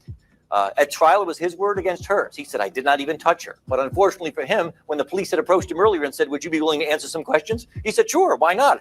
I'm an attorney. I'm a criminal defense attorney. I'm savvy. I'm sophisticated. I've got oratorical prowess. I'm accustomed to dealing with the police, by all means. And then there was a conversation that was not recorded. When the case went to trial, it was no longer his word against hers, because when he testified at trial, I never touched her. The officer took her to the stand and testified, well, when I met with him, he said he did put his hand on her throat, but just as a joke. Then he had to take the stand again and say, that's not true. I never said that. I never admitted to you that now it's his word against 2 people. Who's telling the truth? We'll never know for sure. But he was found guilty. Yes, Kirsten is free now. Liberty Blair, I still can't see your comments. I wish I could. I'd put them up there. Instead, I put other people up there who are supporting your comments, but I can't see your comments, Liberty Blair. 2 people. Who's telling the truth? We'll never know for sure. But he was found guilty. He was found guilty. Kirsten is free now. Yes, she was awarded $34 million. But no amount of money on this planet can give you back 16 years of life. Consistent with the actions of the injustice system, the 2 detectives who framed Kirsten, Las Vegas Metro's Thomas Thousand and James La Rochelle, while ordered to pay $10,000 each, were never charged in this crime and have since retired with full benefits from the Las Vegas Metro Police Department. So why weren't they charged? Why weren't these two pigs, these two, and people, and I'll often get this question from people. They'll say, Chili, well, aren't our homicide detectives pigs too? Are they? Are homicide detectives, jackboot thug pigs as well? Sure looks like it. Sure looks like they focused on Kirsten. They said she did it. And no matter what forensic evidence came up, these two pigs, look, there it is. There's a pig. And he's, look at him. $1,000 each were in James La Rochelle, while ordered to pay $10,000 each. That's the lawyer, by the way. These are the two pigs over here. That's pig number one. That's pig number two. These two pigs set this woman up. And James La Rochelle, while ordered to pay $10,000 each, were never charged in this crime and have since retired with full benefits from the Las Vegas Metro Police Department. Guys, I'm sorry, but we just have to ask you if you intentionally framed Kirsten Lavado. Detectives, are you sorry? Leave your thoughts about this for the world and the global thought police in the comments section. So I already did it. The like button. Oh man, I thought it unsubscribed me. I left tons of comments on this, and I supported Brian and what he did here. So I want to just show you guys something now. An allegation made by some. This attorney's name is David Owens. David Owens out of Chicago at Lubby and Lubby. And I believe this is his wife, but I'm not 100% sure. I think this is his wife. I think it was Plead the Fifth who helped me do the research on this, or was it King Braveheart? I can't remember. Somebody falsely has power just in the making of it. And when a person is in a position of trust, you make that allegation, even if it's totally false, it has consequences. A wrongful conviction, an exoneration, and a major settlement. That has been Kirsten Lavado's life over the past 2 decades after being accused in a gruesome murder. Now, nearly a quarter of a century later, a federal jury has awarded her millions of dollars in restitution. Thanks so much for joining us. I'm Latoya Silman. Jim has the night off. Our attorneys say that this is only one part in getting her quest for justice. And our News 3's George Acosta joins us now in studio with more on the story. George. Well, Lavado was just 18 years old when she was arrested here in our valley for the 2001 murder of Duran Bailey. But now at the age of 41, her attorneys say with her awarded $34 million, she can finally begin to rebuild the decades-long parts of her life they say she was robbed of. To lose all of that time away from family and friends, lose the ability to pursue a career, lose the ability to have biological children. She's going to be 42 tomorrow. And it's just a tremendous loss in terms of time and the ability to have, built her life over the last 23 years. Attorneys for Lavado say while $34 million is a large lump sum, no monetary value amounts to the damage she's been put through after spending 16 years behind bars when convicted twice for the murder, both in 2002 and 2006. Lavado's lawsuit claims she had been wrongfully targeted by Las Vegas Metro Police after having defended herself against an unrelated rape attempt over a month prior to Bailey's murder.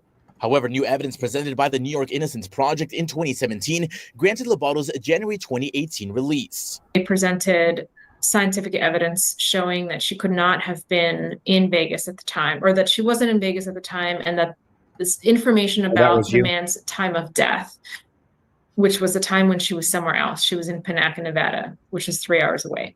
With the exoneration and certificate of innocence from the Nevada State Courts, Lavado's attorneys say while there may be some victory for their client, they say there is still a piece of justice that has yet to be served. These two detectives decided. They decided she did it. And once they made that decision, and once they wrote reports that said that, there was no looking back. And that corrupted the entire system. There's some things that we still don't have, which is an apology. We don't have an admission. After hearing the verdict, Lavado issued a statement saying, quote, "I'm so grateful to my attorneys, Lovey and Lovey, for taking my case when no one else would help me and for working so hard on it." She was relieved. She was happy. You know, I mean, it's been a long battle, and this experience was such a different experience for her than her criminal trials. She felt seen and respected. Now, in addition to the $34 million, the jury also awarded Lavado $10,000 additional dollars in punitive damages against the 2 detectives involved in the case. But for now, reporting in studio, Georgia Costa, News 3. All right, I'm sure she is relieved tonight, but nothing will give her back the time that she lost. Thank you so much. So now let me show you this. Joining me now is the Reverend Al Sharpton, host of MSNBC's Politics Nation, president of the National Now, I also have this from a Fox News report. So let me, instead of showing you guys this one, let me show you guys the Fox News one so that you guys don't think that I'm cherry picking something that isn't really relevant here. Let me find the Fox News one here real quick. So that's from Oregon, and this one is from MSNBC. And let me find, well, let me go with this one first. And this one is from the Democracy Docket. I don't want to show the MSNBC one because I don't want you guys to think that I'm just saying something against Trump because I'm just a TDS, Trump derangement syndrome. Not at all whatsoever. I agree with some of the things that Trump wants to do, but this right here in particular, I do not agree with. We can come back and watch this video. But this is from the Democracy Docket. Trump, so Vigilance Committee, who is a supporter and a friend, Trump freezes DOJ Civil Rights Division. He said earlier in the chat, the Vigilance Committee did, is that Trump needs to get the Department of Justice to investigate these things. But here's what's going on.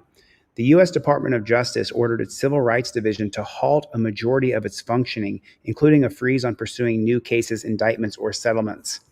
Per a memo sent to Kathleen Wolfe, President Donald Trump appointee as the temporary supervisor of the DOJ's Civil Rights Division until his nominee, Harmit Dillon, is confirmed by the U.S. Senate. The division is not to file any new federal civil rights complaints, motions to intervene, agreed upon remands, amicus briefs, or statements of interest.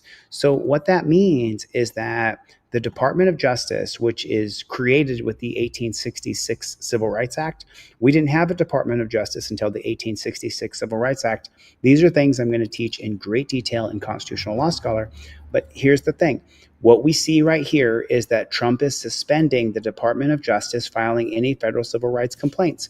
And so then you say, well, how is that going to affect everything else? And so now we take a look at Memphis. As you know, Tyree Nichols was murdered by a bunch of cops. And here's the breakdown from Commercial Appeal. The U.S. Department will put a pause on all civil litigation. This essentially stops all active cases from moving forward, including any settlements launching new cases. The division is tasked with enforcing anti-discrimination laws and leading patterns of practices into police departments.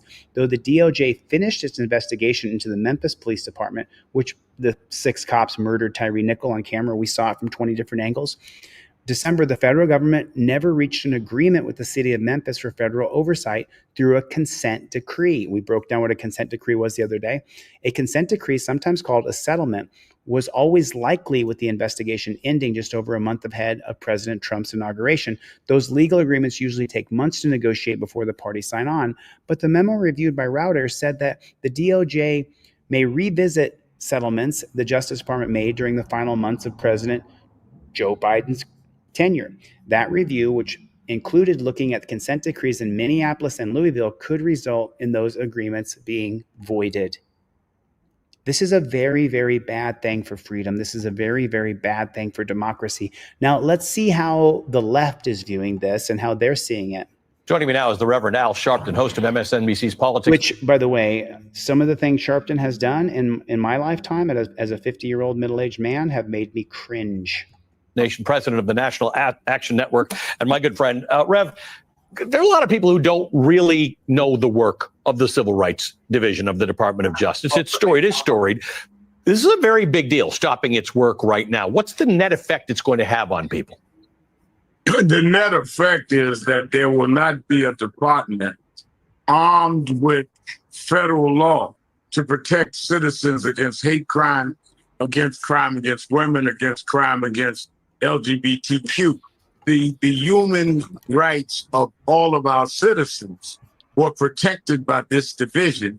the Civil Rights Division. And that the Civil Rights Division stepped in the cases that you mentioned is that states, which we've mentioned, Louisville, Minneapolis, Memphis, sometimes don't have the power. The crime doesn't meet some sort of state standard. And what the Civil Rights Division of the Department of Justice says is that this crime or this alleged activity violated someone's civil rights, and they go in with federal protection. So sometimes it's the lawsuit of last resort. It's not only the law, the feds have the resources that some of the states don't have. And it's different federal law. But let's not forget, when he first ran, Charlottesville happened. And you had people marching down the street saying Jews will not replace us. And the Civil Rights Division looks at that. We had the first hate crime summit in the White House with Joe Biden as president, Kamala Harris as vice president, with Jonathan Greenblatt of the American Anti-Defamation League and Mark Morial and myself sharing it. So he'll send a signal in 3 days, that I'm suspending DEI, diversity, which I'm all for freezing and stopping DEI. I want a meritocracy-based system of the best person available for the job. Both of the doctors that I have are Asian. I have nothing against that. Maybe they're the most qualified to be the doctor for my hand. Equity and inclusion. And I'm going to shut down the Civil Rights Division. That's where I don't agree. Put a 1 in the chat if you don't agree with shutting down the Civil Rights Division. Put a 1 in the chat if you don't agree with ending the Civil Rights Division and no new federal civil rights violation complaints. He hasn't even been the president a week and has declared war on the human and civil rights of blacks, of Jews, of gays, LGBTQ, trans. He's declared outright war. I want to talk about consent decrees. Again, a word that a lot of people don't know in between times that we hear of these police abuses, but it's the federal government basically saying we're going to. I mean, Mikey B is a big Trump supporter, but he doesn't agree with suspending the Civil Rights Division. We've examined your police department or your city. You have a pervasive pattern of discriminatory or bad behavior, and we're going to monitor you and check in on you until you improve. Donald Trump is saying that goes away. And here's the same guy that claims that the Democrats weaponized the system against him, but he will not have them look at whether or not they're dealing fairly with whole groups of communities, whole groups of people based on who they are. So you can deal with the individual downside, but you can't deal with what could collectively been something that would harm the rights of citizens. This is, I can't think in my lifetime a darker period in terms of dealing with the government not being accountable to protecting the citizens. Sammy just ordered a trifold. Sammy, if you would please check your email and then come back into the chat and let us know if I emailed you everything I sell for free. If you guys go and buy a trifold from my online store, deletelaws.com, I will email you everything I sell for free. Yeah, I mean, I agree with that too. The ATF should be completely abolished. Completely abolished. And the Vigilance Committee says Sharpton is right. The community is being targeted. I think we heard enough from him. Now let's listen to Fox News on, whoops. Sorry about that. That's not going to work. Let me do this right here. This is the one from Fox News, and this is on the New York Post. I don't think the video is going to match up with the words on the screen, though. Trump's new Justice Department leadership order freezes on civil rights cases. And let's see what they got going here. Hopefully there's not a commercial here. There might be a commercial. So there's going to be a little bit of a commercial here. President Trump's new Justice Department put a freeze on all civil. Let me get my face off the screen there. Put a freeze on all civil rights litigation and suggested it may reconsider police reforms agreements. Are you guys seeing this? I mean, you see this, right? Trump suggested it may reconsider police reform agreements. Do you see that right there? That's insane. On the 5, I said DEI was like a tapeworm. Got in there and it kept getting bigger and bigger and bigger. Ilhan Omar, of course, the congresswoman, you know her. She didn't like this. Listen to her here. it's incredibly alarming. We as a country strive to create a more equitable space for everyone. When they talk about creating a more efficient workplace, that is what DEI hires essentially do. In your experience in the government, how did DEI affect day-to-day operations? I think we're all against DEI, even if I want to see not DEI. I want to see what they're going to say. He orders, but is there no mention of, and there's the Republican Democrat mismanaging California. So it's so funny. Look how Fox News, look at that. Look at that. Look at that. Trump is never mentioned where he cuts the DOJ from that. That is just incredible. That is just, and I'm with you. No to DEI. There it is. And there's Brick Jonesy's channel. You guys should get over there. We got him over 1,000 subs the other day. So I'm super happy to hear that. But the thing is that Trump is for qualified immunity to be even stronger. Sammy, are you still in the chat? Let people know that I emailed you everything I sell for free. Thank you for your purchase of a trifold. I really appreciate that. More than that, I hope that you use it and that it helps keep you in line when you're dealing with these dirty jackboot thug pigs, because there are so many dirty jackboot thug pigs. So here's the deal. We saw that one. There's several videos here. Excessive force. Yep. I think that we saw this one yesterday, last night. I want to just show you guys as many videos as I can, because we are moving into constitutional law scholar time here pretty quick. We're not going to stop until we saw that one right there. Oh yeah, I can show you guys this, and I feel sorry, but this is coming back up. I showed this yesterday, and this was at $30.50, and now it is at 20. Oh my goodness, which is it? It went back up to 29. It looks like. So, how many of you guys invested in the Trump meme coin? How many of you guys invested in that?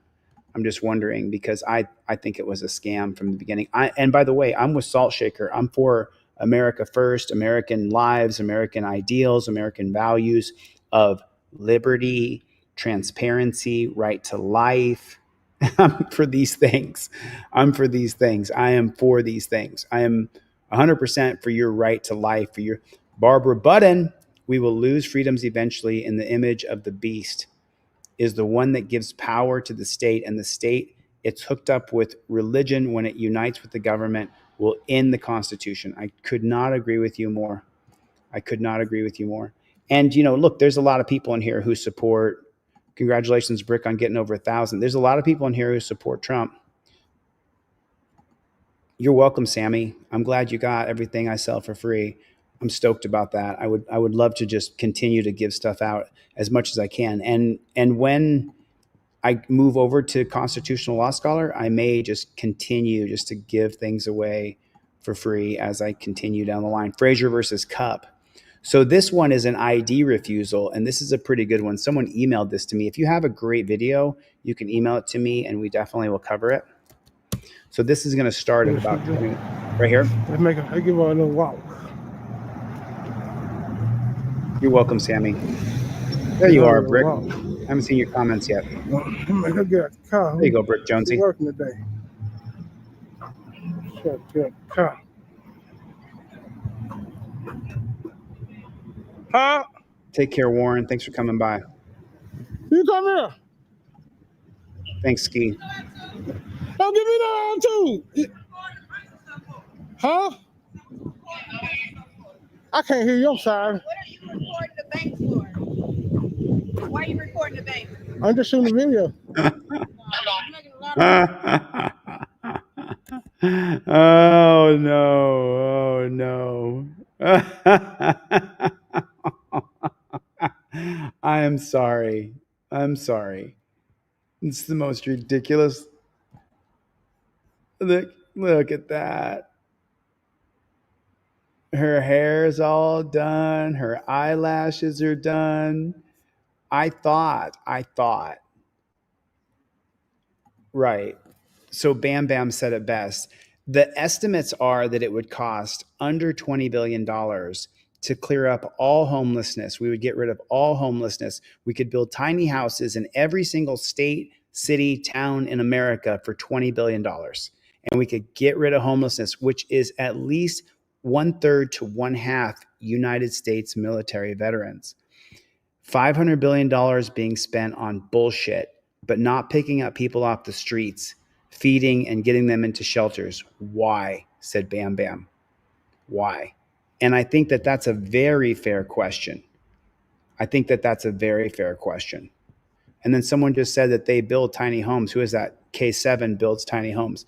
The chosen one is here, everybody. Thanks for coming by. Todd Epperson is here. But let me go back to, this is the reason why we need to end DEI hirings, not because she's black, because she's a woman. She doesn't belong in a position to overpower men. What if this auditor said, I'm going to beat the hell out of her and take her firearm? He could. She doesn't belong in the position. I love the hair. I think she looks pretty. She looks great. She looks absolutely great. I mean, if you take a look at her, and I'm not being weird or anything here, I'm just pointing out things that are obvious. Look at her. She has big, beautiful, full lips. Her hair is gorgeous. Her eyelashes are on. She looks great. If you were taking a girl out on a date and she came out looking like this, you'd be like, yeah, look at the girl I'm taking out. Look how she takes care of herself. She looks great. I'm not hacking her at all. What I'm saying is she doesn't belong being in charge of a man physically. And they didn't just send one pigtail. There you are, Liberty Blair. Now I can see you. I can't see your count, Liberty Blair. If you haven't noticed, sometimes I always show people saying things that you said in the chat, but I can never see them on your main channel. And there's nobody blocked. So, yeah, she'd mag dump him. Good to see you, Liberty Blair. Thanks for coming. She's all for show. There it is. I mean, I'll bet she has nice thumbs.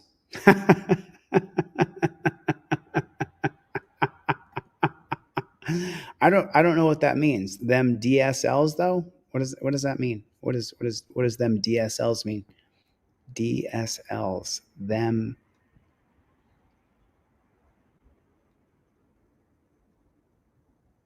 Oh. I think I know what it means. I think I know what DSLs means. I think I remember. Yeah, she's got them. Those look great. She looks great, guys. Come on. I don't think I'm a man, flesh and bone. I'm not being perverted or rude or being sexualizing her at all. She's just a good-looking woman. There's nothing wrong with saying that. DSLs. She's got DSLs. So he could beat them both up at the same time. Now what? We had a call on you. Okay, now what we gonna do? They don't want you around here. Now want me around here? You got property. Get out! I ain't on that property. This is public sidewalk. Oh, last story, Leo? I know this public sidewalk. Where you want me to stand? Right here? Property, sir. Right here? Stop recording. Is this the property? Yeah, this is property too.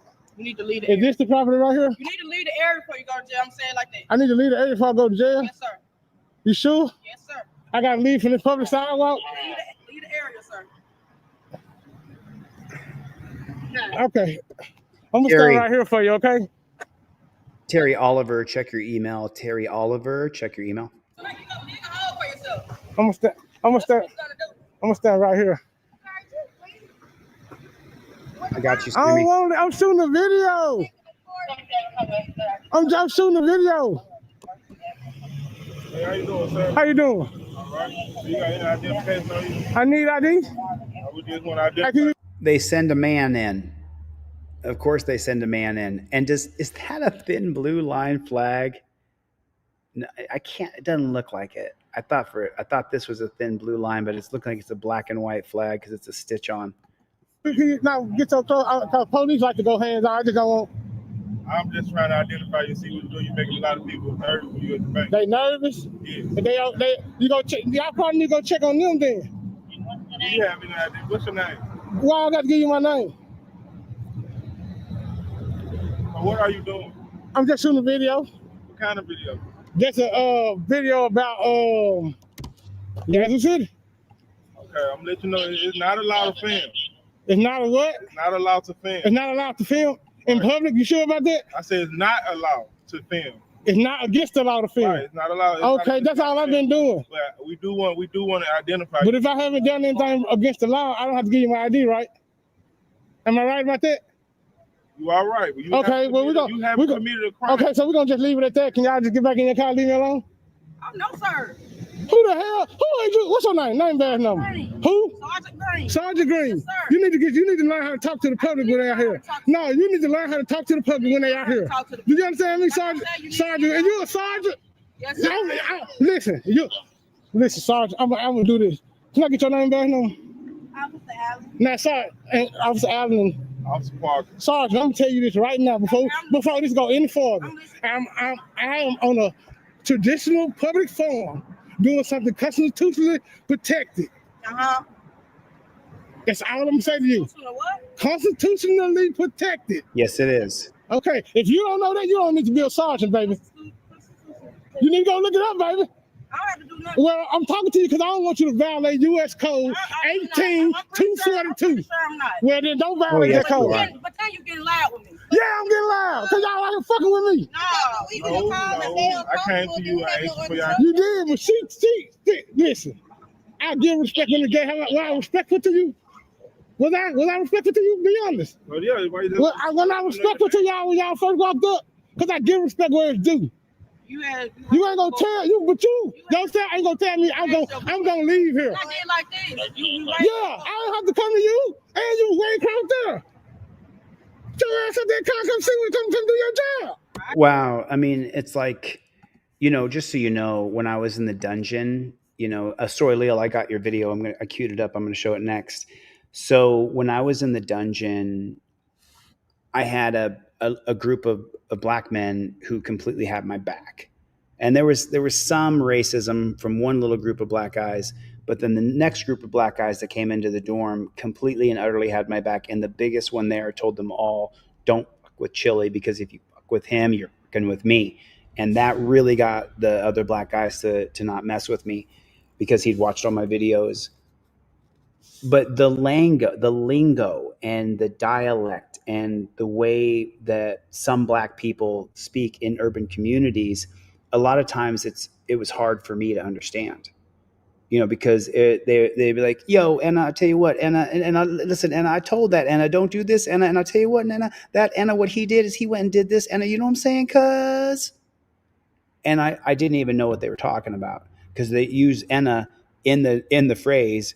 I mean, if we're in mixed company and I can't speak freely. Obviously, my speech is being contained here, but the way that some black people would speak in jail was, yo, Anna, I tell you what, Anna, and you know what I'm saying, Anna, and I told that Anna, don't be doing that, Anna, and listen, Anna, I told that Anna, don't be doing that, Anna, and he did it anyway, Anna, you know what I'm saying, cuz? And I was like, what the fuck are you saying? But, and this is a good example of that, where these guys are communicating in a dialect and speak, and look at her, she's. I'm respected to you, be honest. Well, yeah, and look at her, she's just worried about fixing her hair, and her hair looks great. Respectful to y'all. Look, she's primping. Look at her nails. Walked up. Look at her primping and fixing her pretty hair. Nothing wrong with that, but she shouldn't be wearing a gun and a vest in that situation. Respect where it's due. You ain't gonna tell you, but don't say ain't gonna tell me I'm gonna leave here. I did like this. Yeah, I don't have to come to you, and you way out there. Get your ass up there, come see me, come do your job. See, I didn't understand any of that. I didn't understand any of that. That's being spoken in a particular dialect that I don't understand.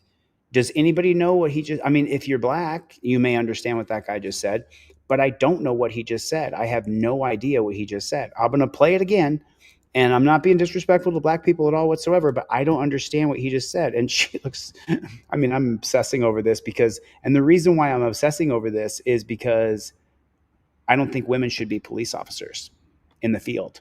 I don't think they should be. I'm gonna leave here. I did like this. Yeah, I don't have to come to you, and you way out there. Get your ass up there, come see me, come do your job. What? I don't know what the guy said, but he said something. What's the profanity? Nah, I ain't got Whoa, freedom. whoa, there was profanity in there? I didn't hear any profanity. I don't have to come to you, and you was waiting out there. Get your ass out there, come see me, come do your job. Get your ass out the car. Nah, I ain't got the freedom of speech. I ain't say that. Okay, well then, get your ass out the car and come do your job. Okay, I understand that. Okay, well then, no, your job is over. Your job is over. Okay. Can you do me a favor? Can you see people pulling out here from the bank? I went in that way. Okay, I'm just letting you know. You good right here? I was on the public easement over there. Come on, let's walk over here. Come on, let me show you. Listen to me. Hey, am I being detained? No. Oh, okay, let's walk over here. Oh, well, look at the professionalism. Look at this auditor. I don't know if this is his channel or not, but I definitely want to give him a thumbs up. And then I want to add in here algorithm so that he knows I dropped a comment for him. I was on public easement over And there. I was on a public easement over there. And then he says, before he walks away, she's still primping. She's still primping. Come on, let's walk over here. Come on, let me show you. Listen to me. Hey, am I being detained? No. Oh, okay, let's walk over here. Okay, then let's walk over here. Genius. Just genius. He burped a little bit there, which I do too.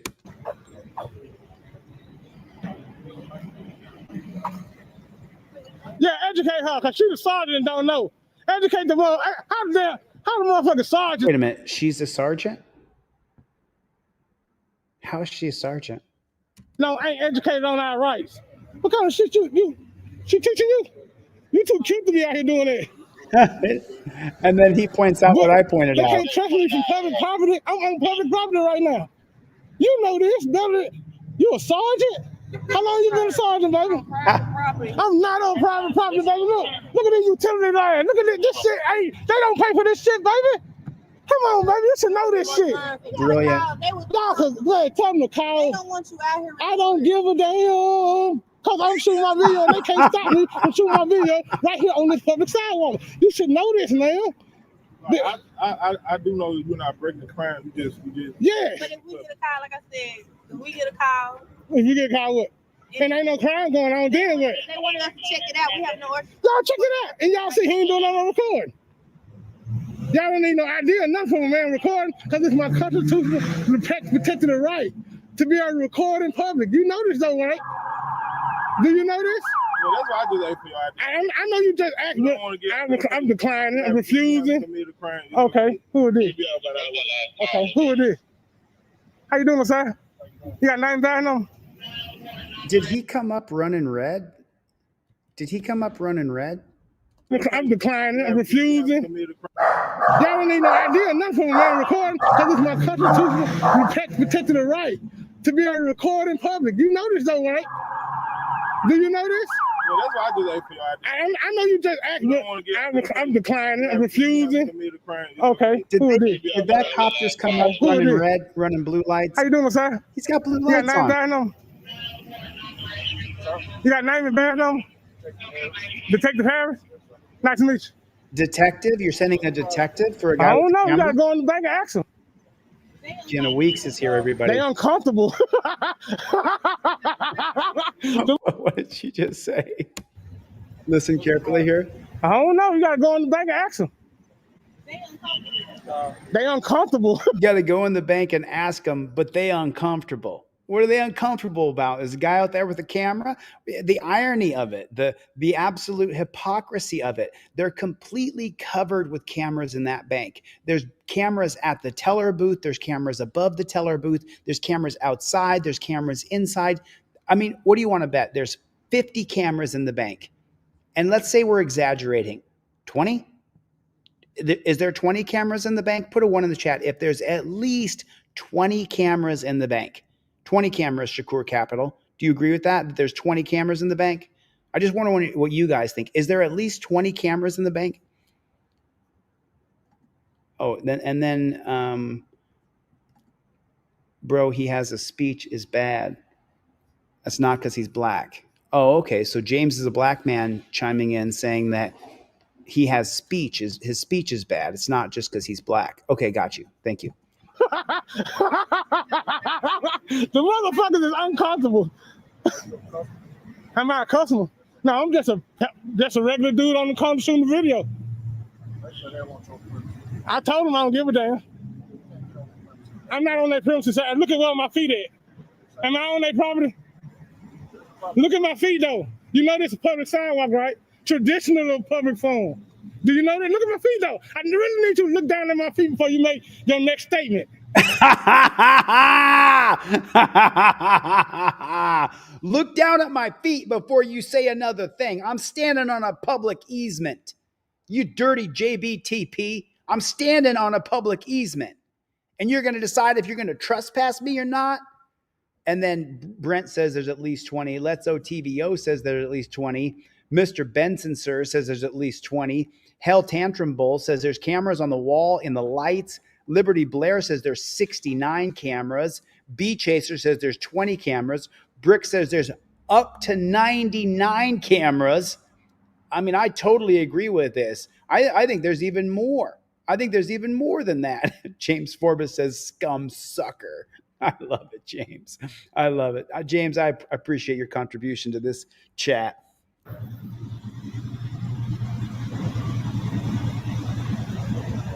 Y'all all right? Y'all all this for a man with a camera? Y'all okay? We got the detective out here. I don't know what the hell you were going to do when you pulled up. You kind of scared me. I said, you kind of scared me when you pulled up. I want to end my video. I don't have to do it. Oh, okay. Thank you. Thank you. Thank you.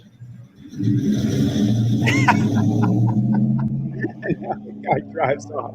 You can hear, and look at that. Look how uncomfortable they are. Look how uncomfortable they are. They're so uncomfortable. Oh, you understand him 100%. There was only a few words he said. There was only a few words that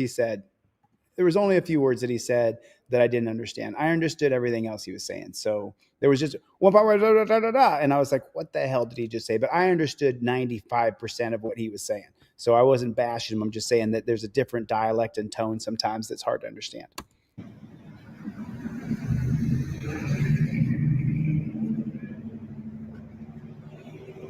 What y'all talking about up there?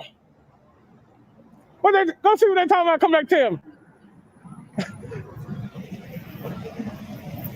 How you doing? Just a video. I don't really want to tell you. So right there, what his eyes get all bugged out. Okay, right there, what I would recommend is that you do exactly what Fappa, First Amendment Protection Agency, and I have been working on together, where you just tell the cops and you tell the people, I'm here stress testing my First Amendment rights to uphold my right to be press and film in public. Are you going to support my right to be press and uphold my constitutional rights and my constitutional values? Because if you are, then I want to support you, officer. But if you don't, then I'm going to invoke my Fifth Amendment right and I'm not going to talk to you any further. That's what I would recommend we do. And man, boy, you're like Dracula. First Amendment Protection Agency is like Dracula or Rumpelstiltskin or Beetlejuice. I said his name and poof, he appeared. I'm old and white and I can't understand all but most. Okay, got you. You and Let's OTVO. Team DLZ is a veteran. Let's OTVO is a veteran.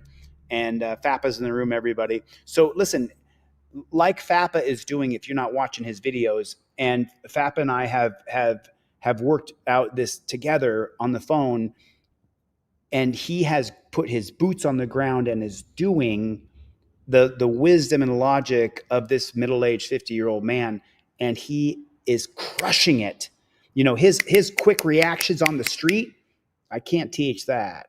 I can teach him some things that I would say in some ways to professionalize what you're doing, but I can't do as good as what someone is doing and say, oh, I'm doing it too. No, I'm participating, but I'm not doing what Fappa is doing. He's out there crushing it.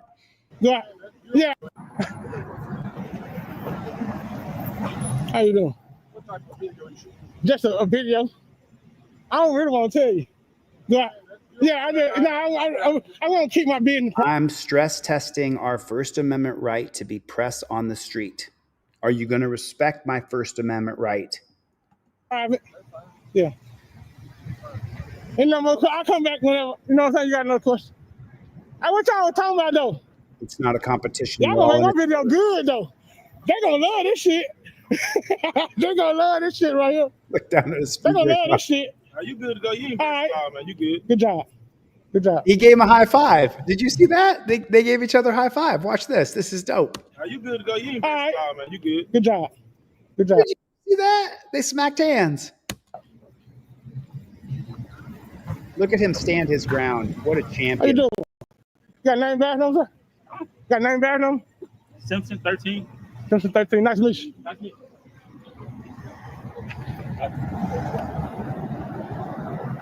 Well, y'all got a stupid ass sergeant though. I'm gonna tell y'all got a stupid ass sergeant, bro. DEI hire. Chevy Box. Where you at, Chevy? Where you at, Chevy? So he stood his ground, y'all. Woman, she talking about I need to leave from right here. She ain't got was she voted in or some shit? Cause she can't been moving up the ranks talking like that. What the fuck wrong with her? It was For DEI. real. That nigga ain't got a liquor sense. Thanks, brother. Oh, damn, sergeant. Look at you. Look, damn, sergeant, I tell you.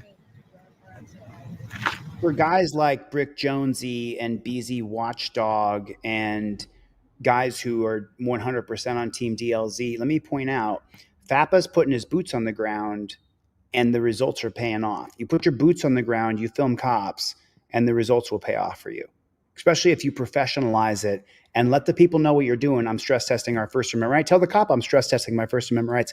If you're going to respect that, I'll converse with you. If not, I'm going to invoke my Fifth Amendment right and let you do what you're going to do. I'm not moving my feet. You. That's. I mean, Fappa's killing it, you guys. You good though, baby? All right, a damn sergeant.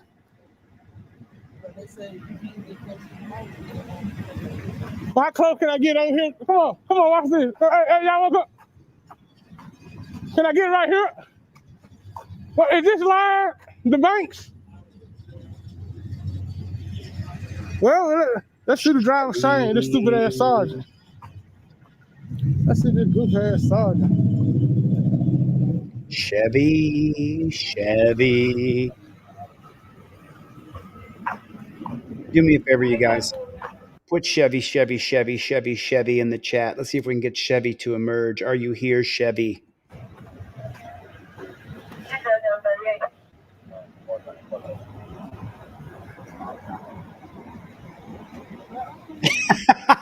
We can't arrest him. Watch him. Look at him. Watch him.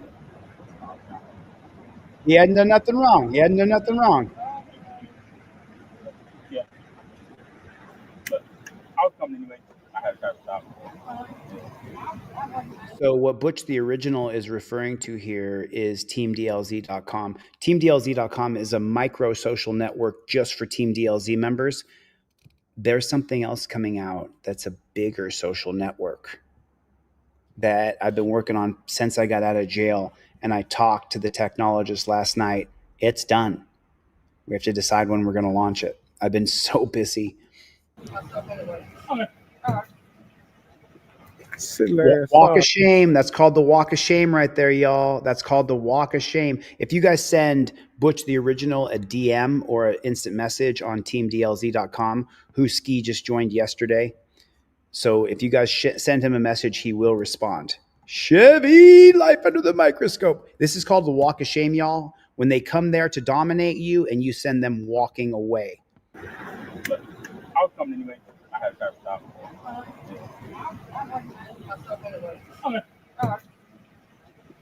Silly ass sergeant. Appreciate What if I heard? Walk of shame, boys. Walk of shame, boys and girls. Drive of shame. Drive of shame. Let me watch y'all do the drive of shame. Drive of shame. It's the drive of shame for me. The drive of shame. It's the drive of shame for me, mate. The drive of shame. Especially you. Later. Thank you. You too. And that's the sergeant. Oh, you came there to violate his rights, though. It's Now the drive of shame for me. So you guys know how we say that torture cuffs are always torture? Check this out. Torture cuffs are The always... sugars on top, push the like button if you would do that for me. How is everybody doing today? Can I get a roll call? Everybody hit the number 1. Check out my torture cuffs. Especially, check this out. That's from Soy Leal. Soy Leal, are you in the chat still? This is from Soy Leal. Look at that. Torture cuffs. Where's breaking the flaw? Excessive force. Oh my God. So I'm going to put a community page today. I'm going to make an announcement today. Good to see you. Good to see you. But fuck the police. What's going on with the Playboy? Just that. Look at the wrists. Wow, just they mangled them all up. They mangled them up. And here's another video that Soy Leo sent in to me. But I can't go. So I ran the plates. You don't know. It doesn't come back to 1325. Pero aquí vivo. Okay, well, Oh, first, show me name it first. Name My name is Officer Herrera. and number. Officer Herrera. There's only one. The reason I'm contacting you is. ¿Qué pasó? What's the deal? Can you ask if this guy lives with us? Pues aquí vivo. Okay. Make sure.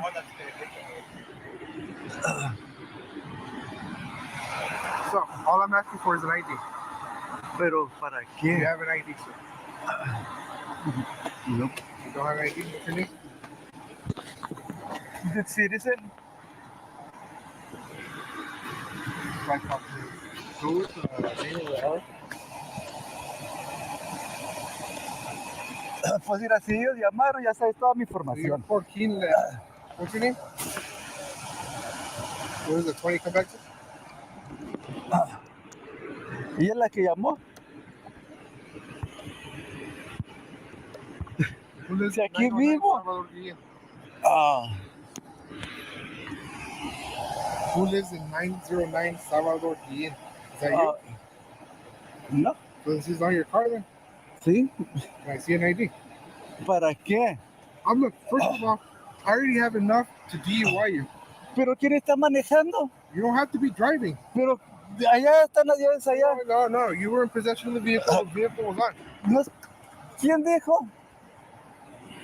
Yeah, Barbara Button, try delete laws at Gmail and also try sohigh90069 at Gmail. And the name of the company is Ethics. And then email me if you need more information.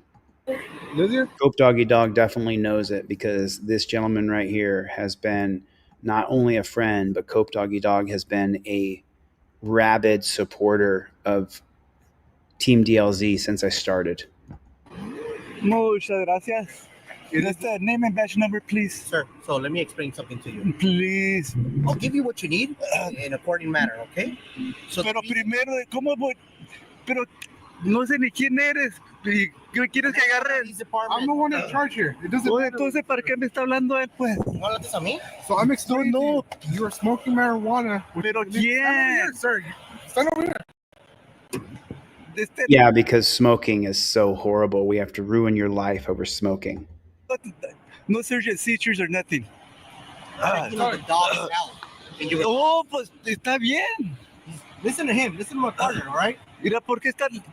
De-escalate, please. Again, you're smoking marijuana inside the vehicle. No searchers, please. We're not searching anything. I'm letting you know why we came out here. Pues ya me dijiste.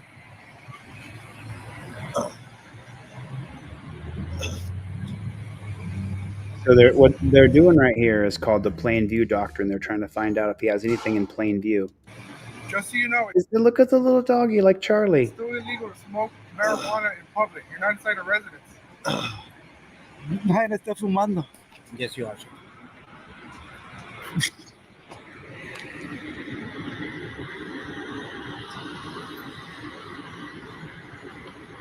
Pues aquí vivo. Pero está en la vía pública. Señor, ya estuvo. Oh, Por favor. Wow. No gusta que esté caminando por todos lados. Wow. ¿ok? Pero Usted tiene el derecho de estar grabando, pero no andar caminando por todos lados. ¿Estoy Quédese detenido? aquí. Sí. Pero, Está ¿por detenido qué? porque nos marcaron diciendo que usted lleva muchas horas en el carro fumando marihuana. pero- Y es obvio que estaba fumando marihuana, entienda. Pero Quédese hacia atrás, por favor. Ya estuvo bueno, ya. Okay, no more hands. That's the assault and battery. No estoy, me dijiste que no estaba detained. One, I never said you were not detained. You are detained. Okay. Pero for what? Now, Pero for what? you really? ¿En serio? Pero ¿por qué estoy Just look detained? at your pupils too. Pero ¿quién? Pupils? Ay, mira, ¿son doctores o qué? As a matter ¿Tienen un of fact, PH? as a matter of fact, I am a drug recognition expert. Pero Two things. Number one, I think FUPA means something different than Fappa from the acronyms that I learned. And then secondly, he's a drug recognition expert. He went to a class at the Pig Academy and they gave him a certificate and said he's a drug recognition expert. What a load of shit. What a load of shit. And look up FUPA. It means something different. I invoke my first and the fifth. Invoke first and fifth for what? De lo que quieran. Pinpoint. Pinpoint. No, So let me explain something else. And Soy Leo, you can be the champion of this. Trifold comes out in Spanish this week. We'll have a Spanish trifold this week in Espanol. So for my Spanish brothers and sisters, literally we're translating the entire trifold into Spanish. So you guys are going to have that coming out this week as well. La luz ya me candiló.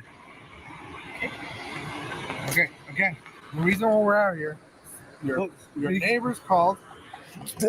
Me dijiste que ellos llamaron y aquí vivo. Your neighbors called. ¿A cuáles neighbors? I'm not going to tell you who, because I don't want you attacking them. One, Attacking them? You want me to explain to you? Did he just say that? Sin levantar la voz. Wait a minute. Did he just say that? Neighbors called. ¿A cuáles neighbors? The neighbors called. I'm going to tell you who. Not going to tell you which neighbor called. Because I don't want you attacking them. I don't want you attacking them, booty hoe. One, attacking? Are you want me to explain to you? Sin levantar la voz, please. Yo no estoy. Well, stop talking over me. Pero ¿quién estaba hablando? Let me talk. Let me talk. No. Stop talking. Stop talking. I'm a great big fat PIGGIE. The reason we're out here because someone called that you have been number, smoking please. marijuana. Nadie estaba. What do you mean? Your car reeks of marijuana. Pues no estaba. You admit to it right now too. ¿Quién? Were you recording? So you can go back to your recording where you say, "Yeah, I'm not driving, but I was smoking." Nadie dijo que estoy fumando, nothing. Anyway, that's not the point. The point is exactly you're smoking in public, which is an arrestable offense because you are under the influence. ¿De qué? Seriamente, mire, seriamente, lo primero que dijiste es que llamaron porque suspicious person. Someone smoking inside the vehicle. I can show you my computer of the call, how it came up. Let me say something to you, okay? To anybody watching this who's ever going to see this, thank you, Booty Ho, for the super chat. I appreciate it, okay? And for my editors, you can cut this into a short. If you ever call the police for someone dancing with Mary Jane, you are a disgusting jackboot thug pig sucker. You are. Let me put it clean so that my editors can get a good cut of this. Okay, if you ever call 911 and you call the police for someone smoking Mary Jane, then you are the problem in our society. You are a Karen. You are a Ken. You are the worst of the worst in our society. You should never, ever, ever call the police for someone who's dancing with Mary Jane. That is so ridiculously preposterous. You are disgusting. And whoever called the cops on this man for smoking Mary Jane is an absolute tyrant. You're the worst of our society. You are the worst of our society. Ellos, please. Look, si ya dijiste, mira. Be quiet, sir. Señor Leal, be quiet. If you want to continue this, then I can detain you, take you to the jail, and take your phone right now. Pero para qué? Okay? If you want to make a pedote, we'll make a pedote. Yo no me estoy preguntando. So I'm just having. Okay, am I free to go? You're not free to go. You're detained. So now. Okay, ¿ahora de qué? What is your name? Pues ya se lo saben. Estoy seguro que les dieron más que información. ¿Ah? What is your name? What is your name? Good citizen. I'm a good citizen. I plead my fifth. I plead my, I impeach. Pues me están interrogando. You a lawful order to identify yourself. Pues nomás Jorge. Jorge, ¿qué? Jorge Leal, ya no es la primera vez. What is your date of birth? Remember, falsifying your information is also a crime, right? What is your date of birth? Y también I also impeded, invoked my fifth, not to speak with nothing. I'm not reading you your Miranda rights, am I? No, pero tampoco I could be quiet and don't answer any questions. That's not how that works. ¿Cómo es que no? Invoking your fifth is if you're incriminating yourself. You're not incriminating yourself. No, but the fifth means that I could don't answer questions. No, instead of recording, how about you read your actual laws so you understand them? Okay, let's say if I don't give you my ID, will I be arrested? You will be arrested. If I don't give you my ID. For refusing. No, not for Okay, so listen, the cop is telling you, all right, so this is a good time to learn. Thanks, Real Talk. Not just any shit, but a real piece of shit if you call the cops on someone for Mary Jane. So let me explain it to you so that it's clear as a whistle. If the cop says he's going to write you a ticket or charge you with a statute, code, or ordinance, at that point, you have to give identification. You guys saw this happen to me in Philadelphia. When I went to the DMV and the crowd all started screaming at me, the cops came there and said, I'm going to write you a ticket for disturbing the peace. I had an interview that night with Anthony Allegrini Jr.'s parents. I couldn't miss that interview. Otherwise, I would have taken the ride and stood on my rights. However, when the cop at the DMV in Philadelphia told me that he was going to charge me with a crime and he needed my identification to properly charge me, at that point, you have to give your identification. The only way you have to give ID is upon probable cause. And I believe it's right here on the non-driver card. Hopefully the lights don't mess this up. So right here, it's on your non-driver cop card. Cop demands ID, says he has RAS, which is reasonable articulable suspicion. While filming, state, I plead the Fifth Amendment, I identify as good citizen, no IDs required. With only reasonable articulable suspicion, Hibble versus Nevada says citizens must state how they ID, not give your actual identification without probable cause. When the cop tells you he's going to charge you with a code, statute, or ordinance, at that point, you got to give him your ID. If he's saying I have reasonable articulable suspicion, you pull out your Fifth Amendment cop card non-driver and you show it to him. Cop demands ID, says he has RAS. It says right here, officer, that Hibble versus Nevada says we have to state how I ID, not give ID. So there's a little learning lesson right there. I don't want to give the cop my ID. If he says he's going to charge me with a crime, then I have to. I have to give ID. XXGO is in the room. Rising Tides. Lou, call the cops for someone dancing with Mary Jane makes you a narc. Listen, let me tell you something. If you know of someone who killed somebody else, I want you to go and tell the police. If you know of someone who has kidnapped somebody else, I want you to go to the police and tell the police what you know. I'm not for stitches get snitches. Snitches get stitches. Black Phantom, who I have not heard from before. This is the first time I've heard from Black Phantom. I wouldn't know the extent of my rights if it wasn't for Delete Laws and some other channels on YouTube. That's why I bought your trifold. Right on, Black Phantom. Oh, let me check my orders and see if I have to send off any more. You get everything I sell in my back store for free. You get my poster, you get my ebook, you get the cop cards, you get absolutely everything. So shoot me your email address. I don't see your order today. You may have ordered previously, but I'll send you my ebook and my poster and the digital trifold that's in black and white grayscale so that you can get everything that I sell for free. Thanks for your support. So I just want to make sure everybody understands if the cop is going to say he has probable cause to arrest you, then you have to give your ID. Rising Tides Outreach, Lou, thanks for your support. I really appreciate it. We don't stop. Refusing because I prefer to stay quiet. Hey, invoke my fourth. I have the right to protect myself, my papers, and the person. This is marijuana talking. Pero, so go ahead and give me your date of birth. That's all I need. So I know who I talked to. Pero ya sabes con quién. I don't have your date of birth. Anybody can give me a random name. Pero quién? I'm asking you one last time. Are you asking me or ordering? Lawful order. So what I'm saying is if you know that someone murdered somebody else and I'm talking to I Hate Dog here. If you know someone murdered someone else, I don't agree with murdering people. I'm not down with you murdering somebody. If you know of someone who has somebody kidnapped and locked in their basement, I don't agree with kidnapping. If you know someone who's touched a child or is touching a child, I don't agree with that kind of stuff. And unfortunately, there's only one group that has a monopoly on power and authority, and it's the JBTPs. So that's what I'm saying. I'm not saying if, you know, there's some minor infraction of the law or even, you know, someone broke your window. I don't think you need to call the cops for every little thing. I'm talking about if someone murdered someone else, if someone has kidnapped somebody else, or someone's touching a child and you know about it. I don't care if you have to send an anonymous letter, because the 1983 case of Illinois versus Gates allows police to investigate anonymous confidential tips. That's the 1983 case of Illinois versus Gates. Okay, so there it is. There it is. I just want to be clear on what I'm clarifying here. For your identification. You do not have an ID. Which no tengo. Hey, then I don't know why you're even inside the car if you don't have an ID. Two?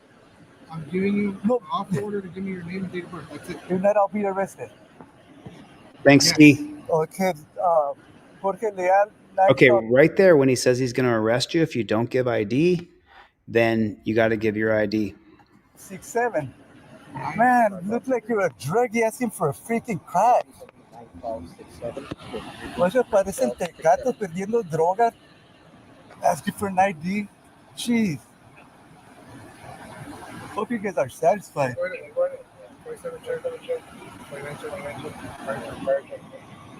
Like tweak, they swear for an ID. Incredible. Just freaking incredible. Oh, Kinetics Customs and Racing has a name and badge number, please. Refusal to ID. I'm pretty sure it's on your. And no, miro. Ya todo candilado. My eyes are all jacked up. Oh, you tried to. What do I hear? No, you touched my camera. That's assault and battery. No puedes andarme tocando just for the hell of it. Would you like it if I touched you? Are you going to 10-15? It is an offense, smoking. Well, yo no estaba fumando. Do you know what the term hot box is? Pues no estaba fumando. All the smoke came out of the car. Pero no había. Do you know what the term hot box is when it comes to the cops putting you in a car and turning on the heater or turning off the heater and you're in a freezing ass car? It's a hot box or a cold box that the cop says to people all the time.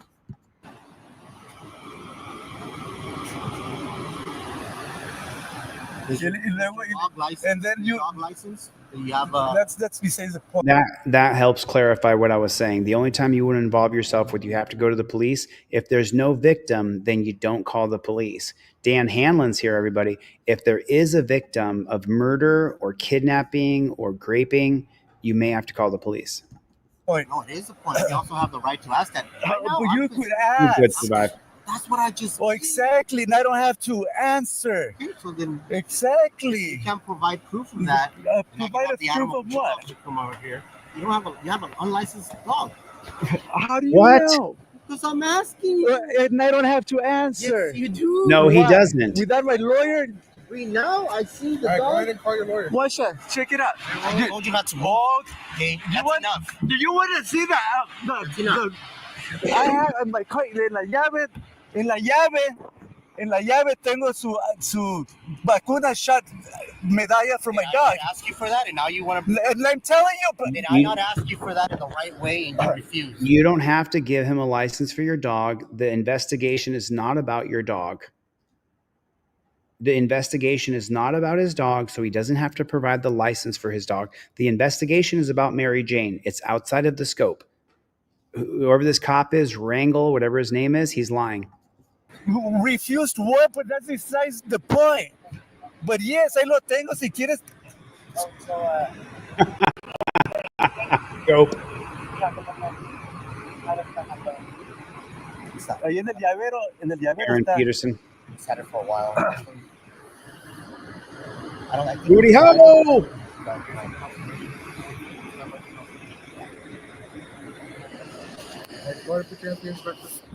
Oh, dude, you're kidding me.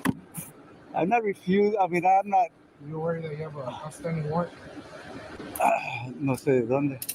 Now they're gonna put him in. Nomás no la pongas muy dura. Hi. How long were Please, you in jail gracias. for, Soy Leo? You still in here, San Soy? Mateo County, you know you're wanted? Sobrina, estira. Si puedes agarrar, ahí están las llaves metidas. Si puedes agarrar mi perro, please, y meterlo a la recámara. Llamarle a Chilo que venga por él. Mira, aquí está mi teléfono. Agárralo, sobrina. Agarra mi teléfono, está en la cajuela atrás, mira. Ahí está mi teléfono. Ahí llámale a Hernando y a Chilo para que vengan por el perro. Ahí están las llaves en el tablero. Let me get the dog out first.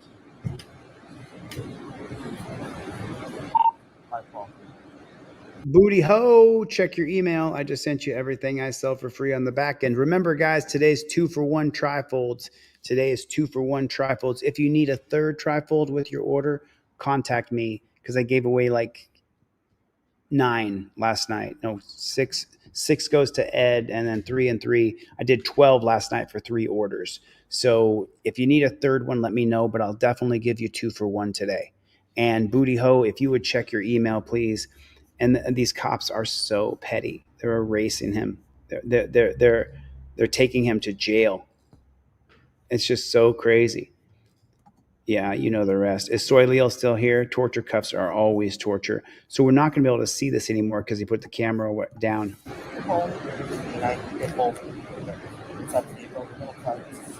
Check your email, Booty ho.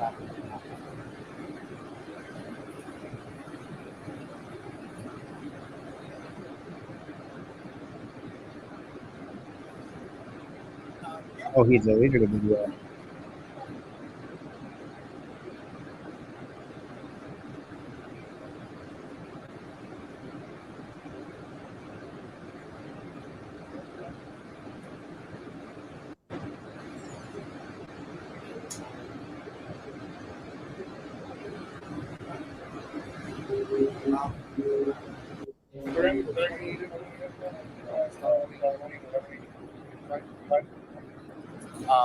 And nobody can keep up with them.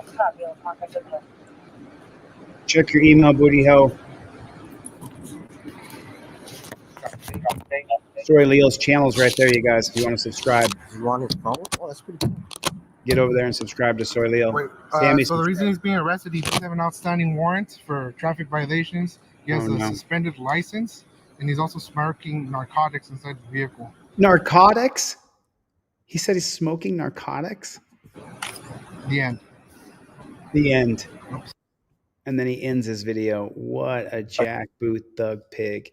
I'm not doing any Trump videos. I'm going to tell you what Trump is doing, but I'm not going to listen to the dumpster fire talking. He suspended all civil rights violations. He suspended all federal consent decrees in every police department in America. This is what an authoritarian does. This is what a copsucker does. So the cops are not going to be held accountable. They're not going to be held accountable. Actually, this next week, fighting, we're going to be teaching constitutional law scholar, and we got the trifold coming out in Spanish this week for my Spanish brothers and sisters. We're going to have that going on. So, yeah, we saw that. That's some BS right there. That's some BS right there. Yeah, I can't say those words, Isabel, because YouTube China. But yeah, that's exactly correct. That's exactly correct. I mean, listen, I've got a lot to do. I got a lot to do. April Rain was here. Brandy Sweeney was here. Ski was here. Thank you guys for your support. Barbara Budden. Let me check my phone here and see if I got a Zelle from you. Barbara, shoot me over your full shipping address. We can work out the Zelle thing later, but I'm shipping. So get me your full shipping address so that I can get your trifold and cop cards out to you right away. And remember, you guys, I don't accept any videos or documents unless they're sent through WeTransfer, which has a scanner on it for viruses and stuff like that. So I got your email address, D. I'm just going to call you D. I'm not going to say where you're from, but I think I know where you're from, D. I'm going to send you link where you can upload documents and videos and send them to me, and I pay for that transfer, okay? So thank you guys for your support. Cope Doggy Dog. I did not see Chevy. Chevy was in the chat last night, so he was up pretty late with me. Gloria was here.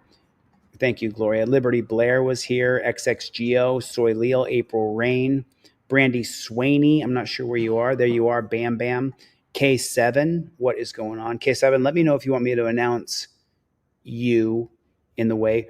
William Beltrain, just so you guys know, William Beltrain is an avid member of Team DLZ. He's such a big supporter. I mean, constantly. Cope Doggy Dog, huge supporter. Call to Duty Auditor. First time I'm saying your name today. Aaron Peterson. Is this the same Aaron that communicates with me on Instagram? I'd like to know if that's the same Aaron Peterson. If it is, shoot me a DM on Instagram. OTVO, for the glory of Christ, is in the chat. Everybody, welcome for the glory of Christ who's in the chat. Death Angel, first time I'm saying your name today, second time I think I said it earlier. James Forbes, love you flockers. Have a great day, says Sammy. Jennifer Hill was here. There it is. Forrest Bales was here. Forrest Fallis was here. Sorry about that. Go get them today. Watch You 6. Be safe and get the board game on the market soon. I will get the board game on the market. And big shout out to Chuck P. Big shout out to Maximus. To my friend Maxim, who's watching this. I'm sure that you're watching this, Maxim. I'm not an attorney. I can't do some of the things that you're asking me to do in your emails. I wish I could, but I can't do some of the things that you want me to do. I can expose it. I can show it. I'm down skiing. Life under the microscope. King Braveheart. King Braveheart's in the chat. Love you, King Braveheart. You're amazing. You are an amazing human being. So another lockdown, says Brick Jonesy. Let's TVO was here. Everybody, my goodness, such a great group of people, man. I really appreciate your love and your support. We don't stop. We don't stop. We don't stop. Mikey B was here. Greg, Bruce, thank you for your support. I'll see you guys on the next one. Later, Gators. Done. Let's finish Constitutional Law Scholar. Yeah. We are almost completed with this motherfucker. I cannot wait. Yeah, bro, I will send you an email with a link so that you can send me that information, and I appreciate you contacting me. There it is. Okie dokie. Oh. Yo. Whoop. Ha. Thanks, Cope Doggy Dog. AMG Stealth. Whoops. I didn't end the stream. Sorry about that, guys. Jenna Weeks. Buzz Purr. Thanks, guys. Whoops. Face a little red. Second time I've done it this week. All right. See you guys later. Later, Mikey B.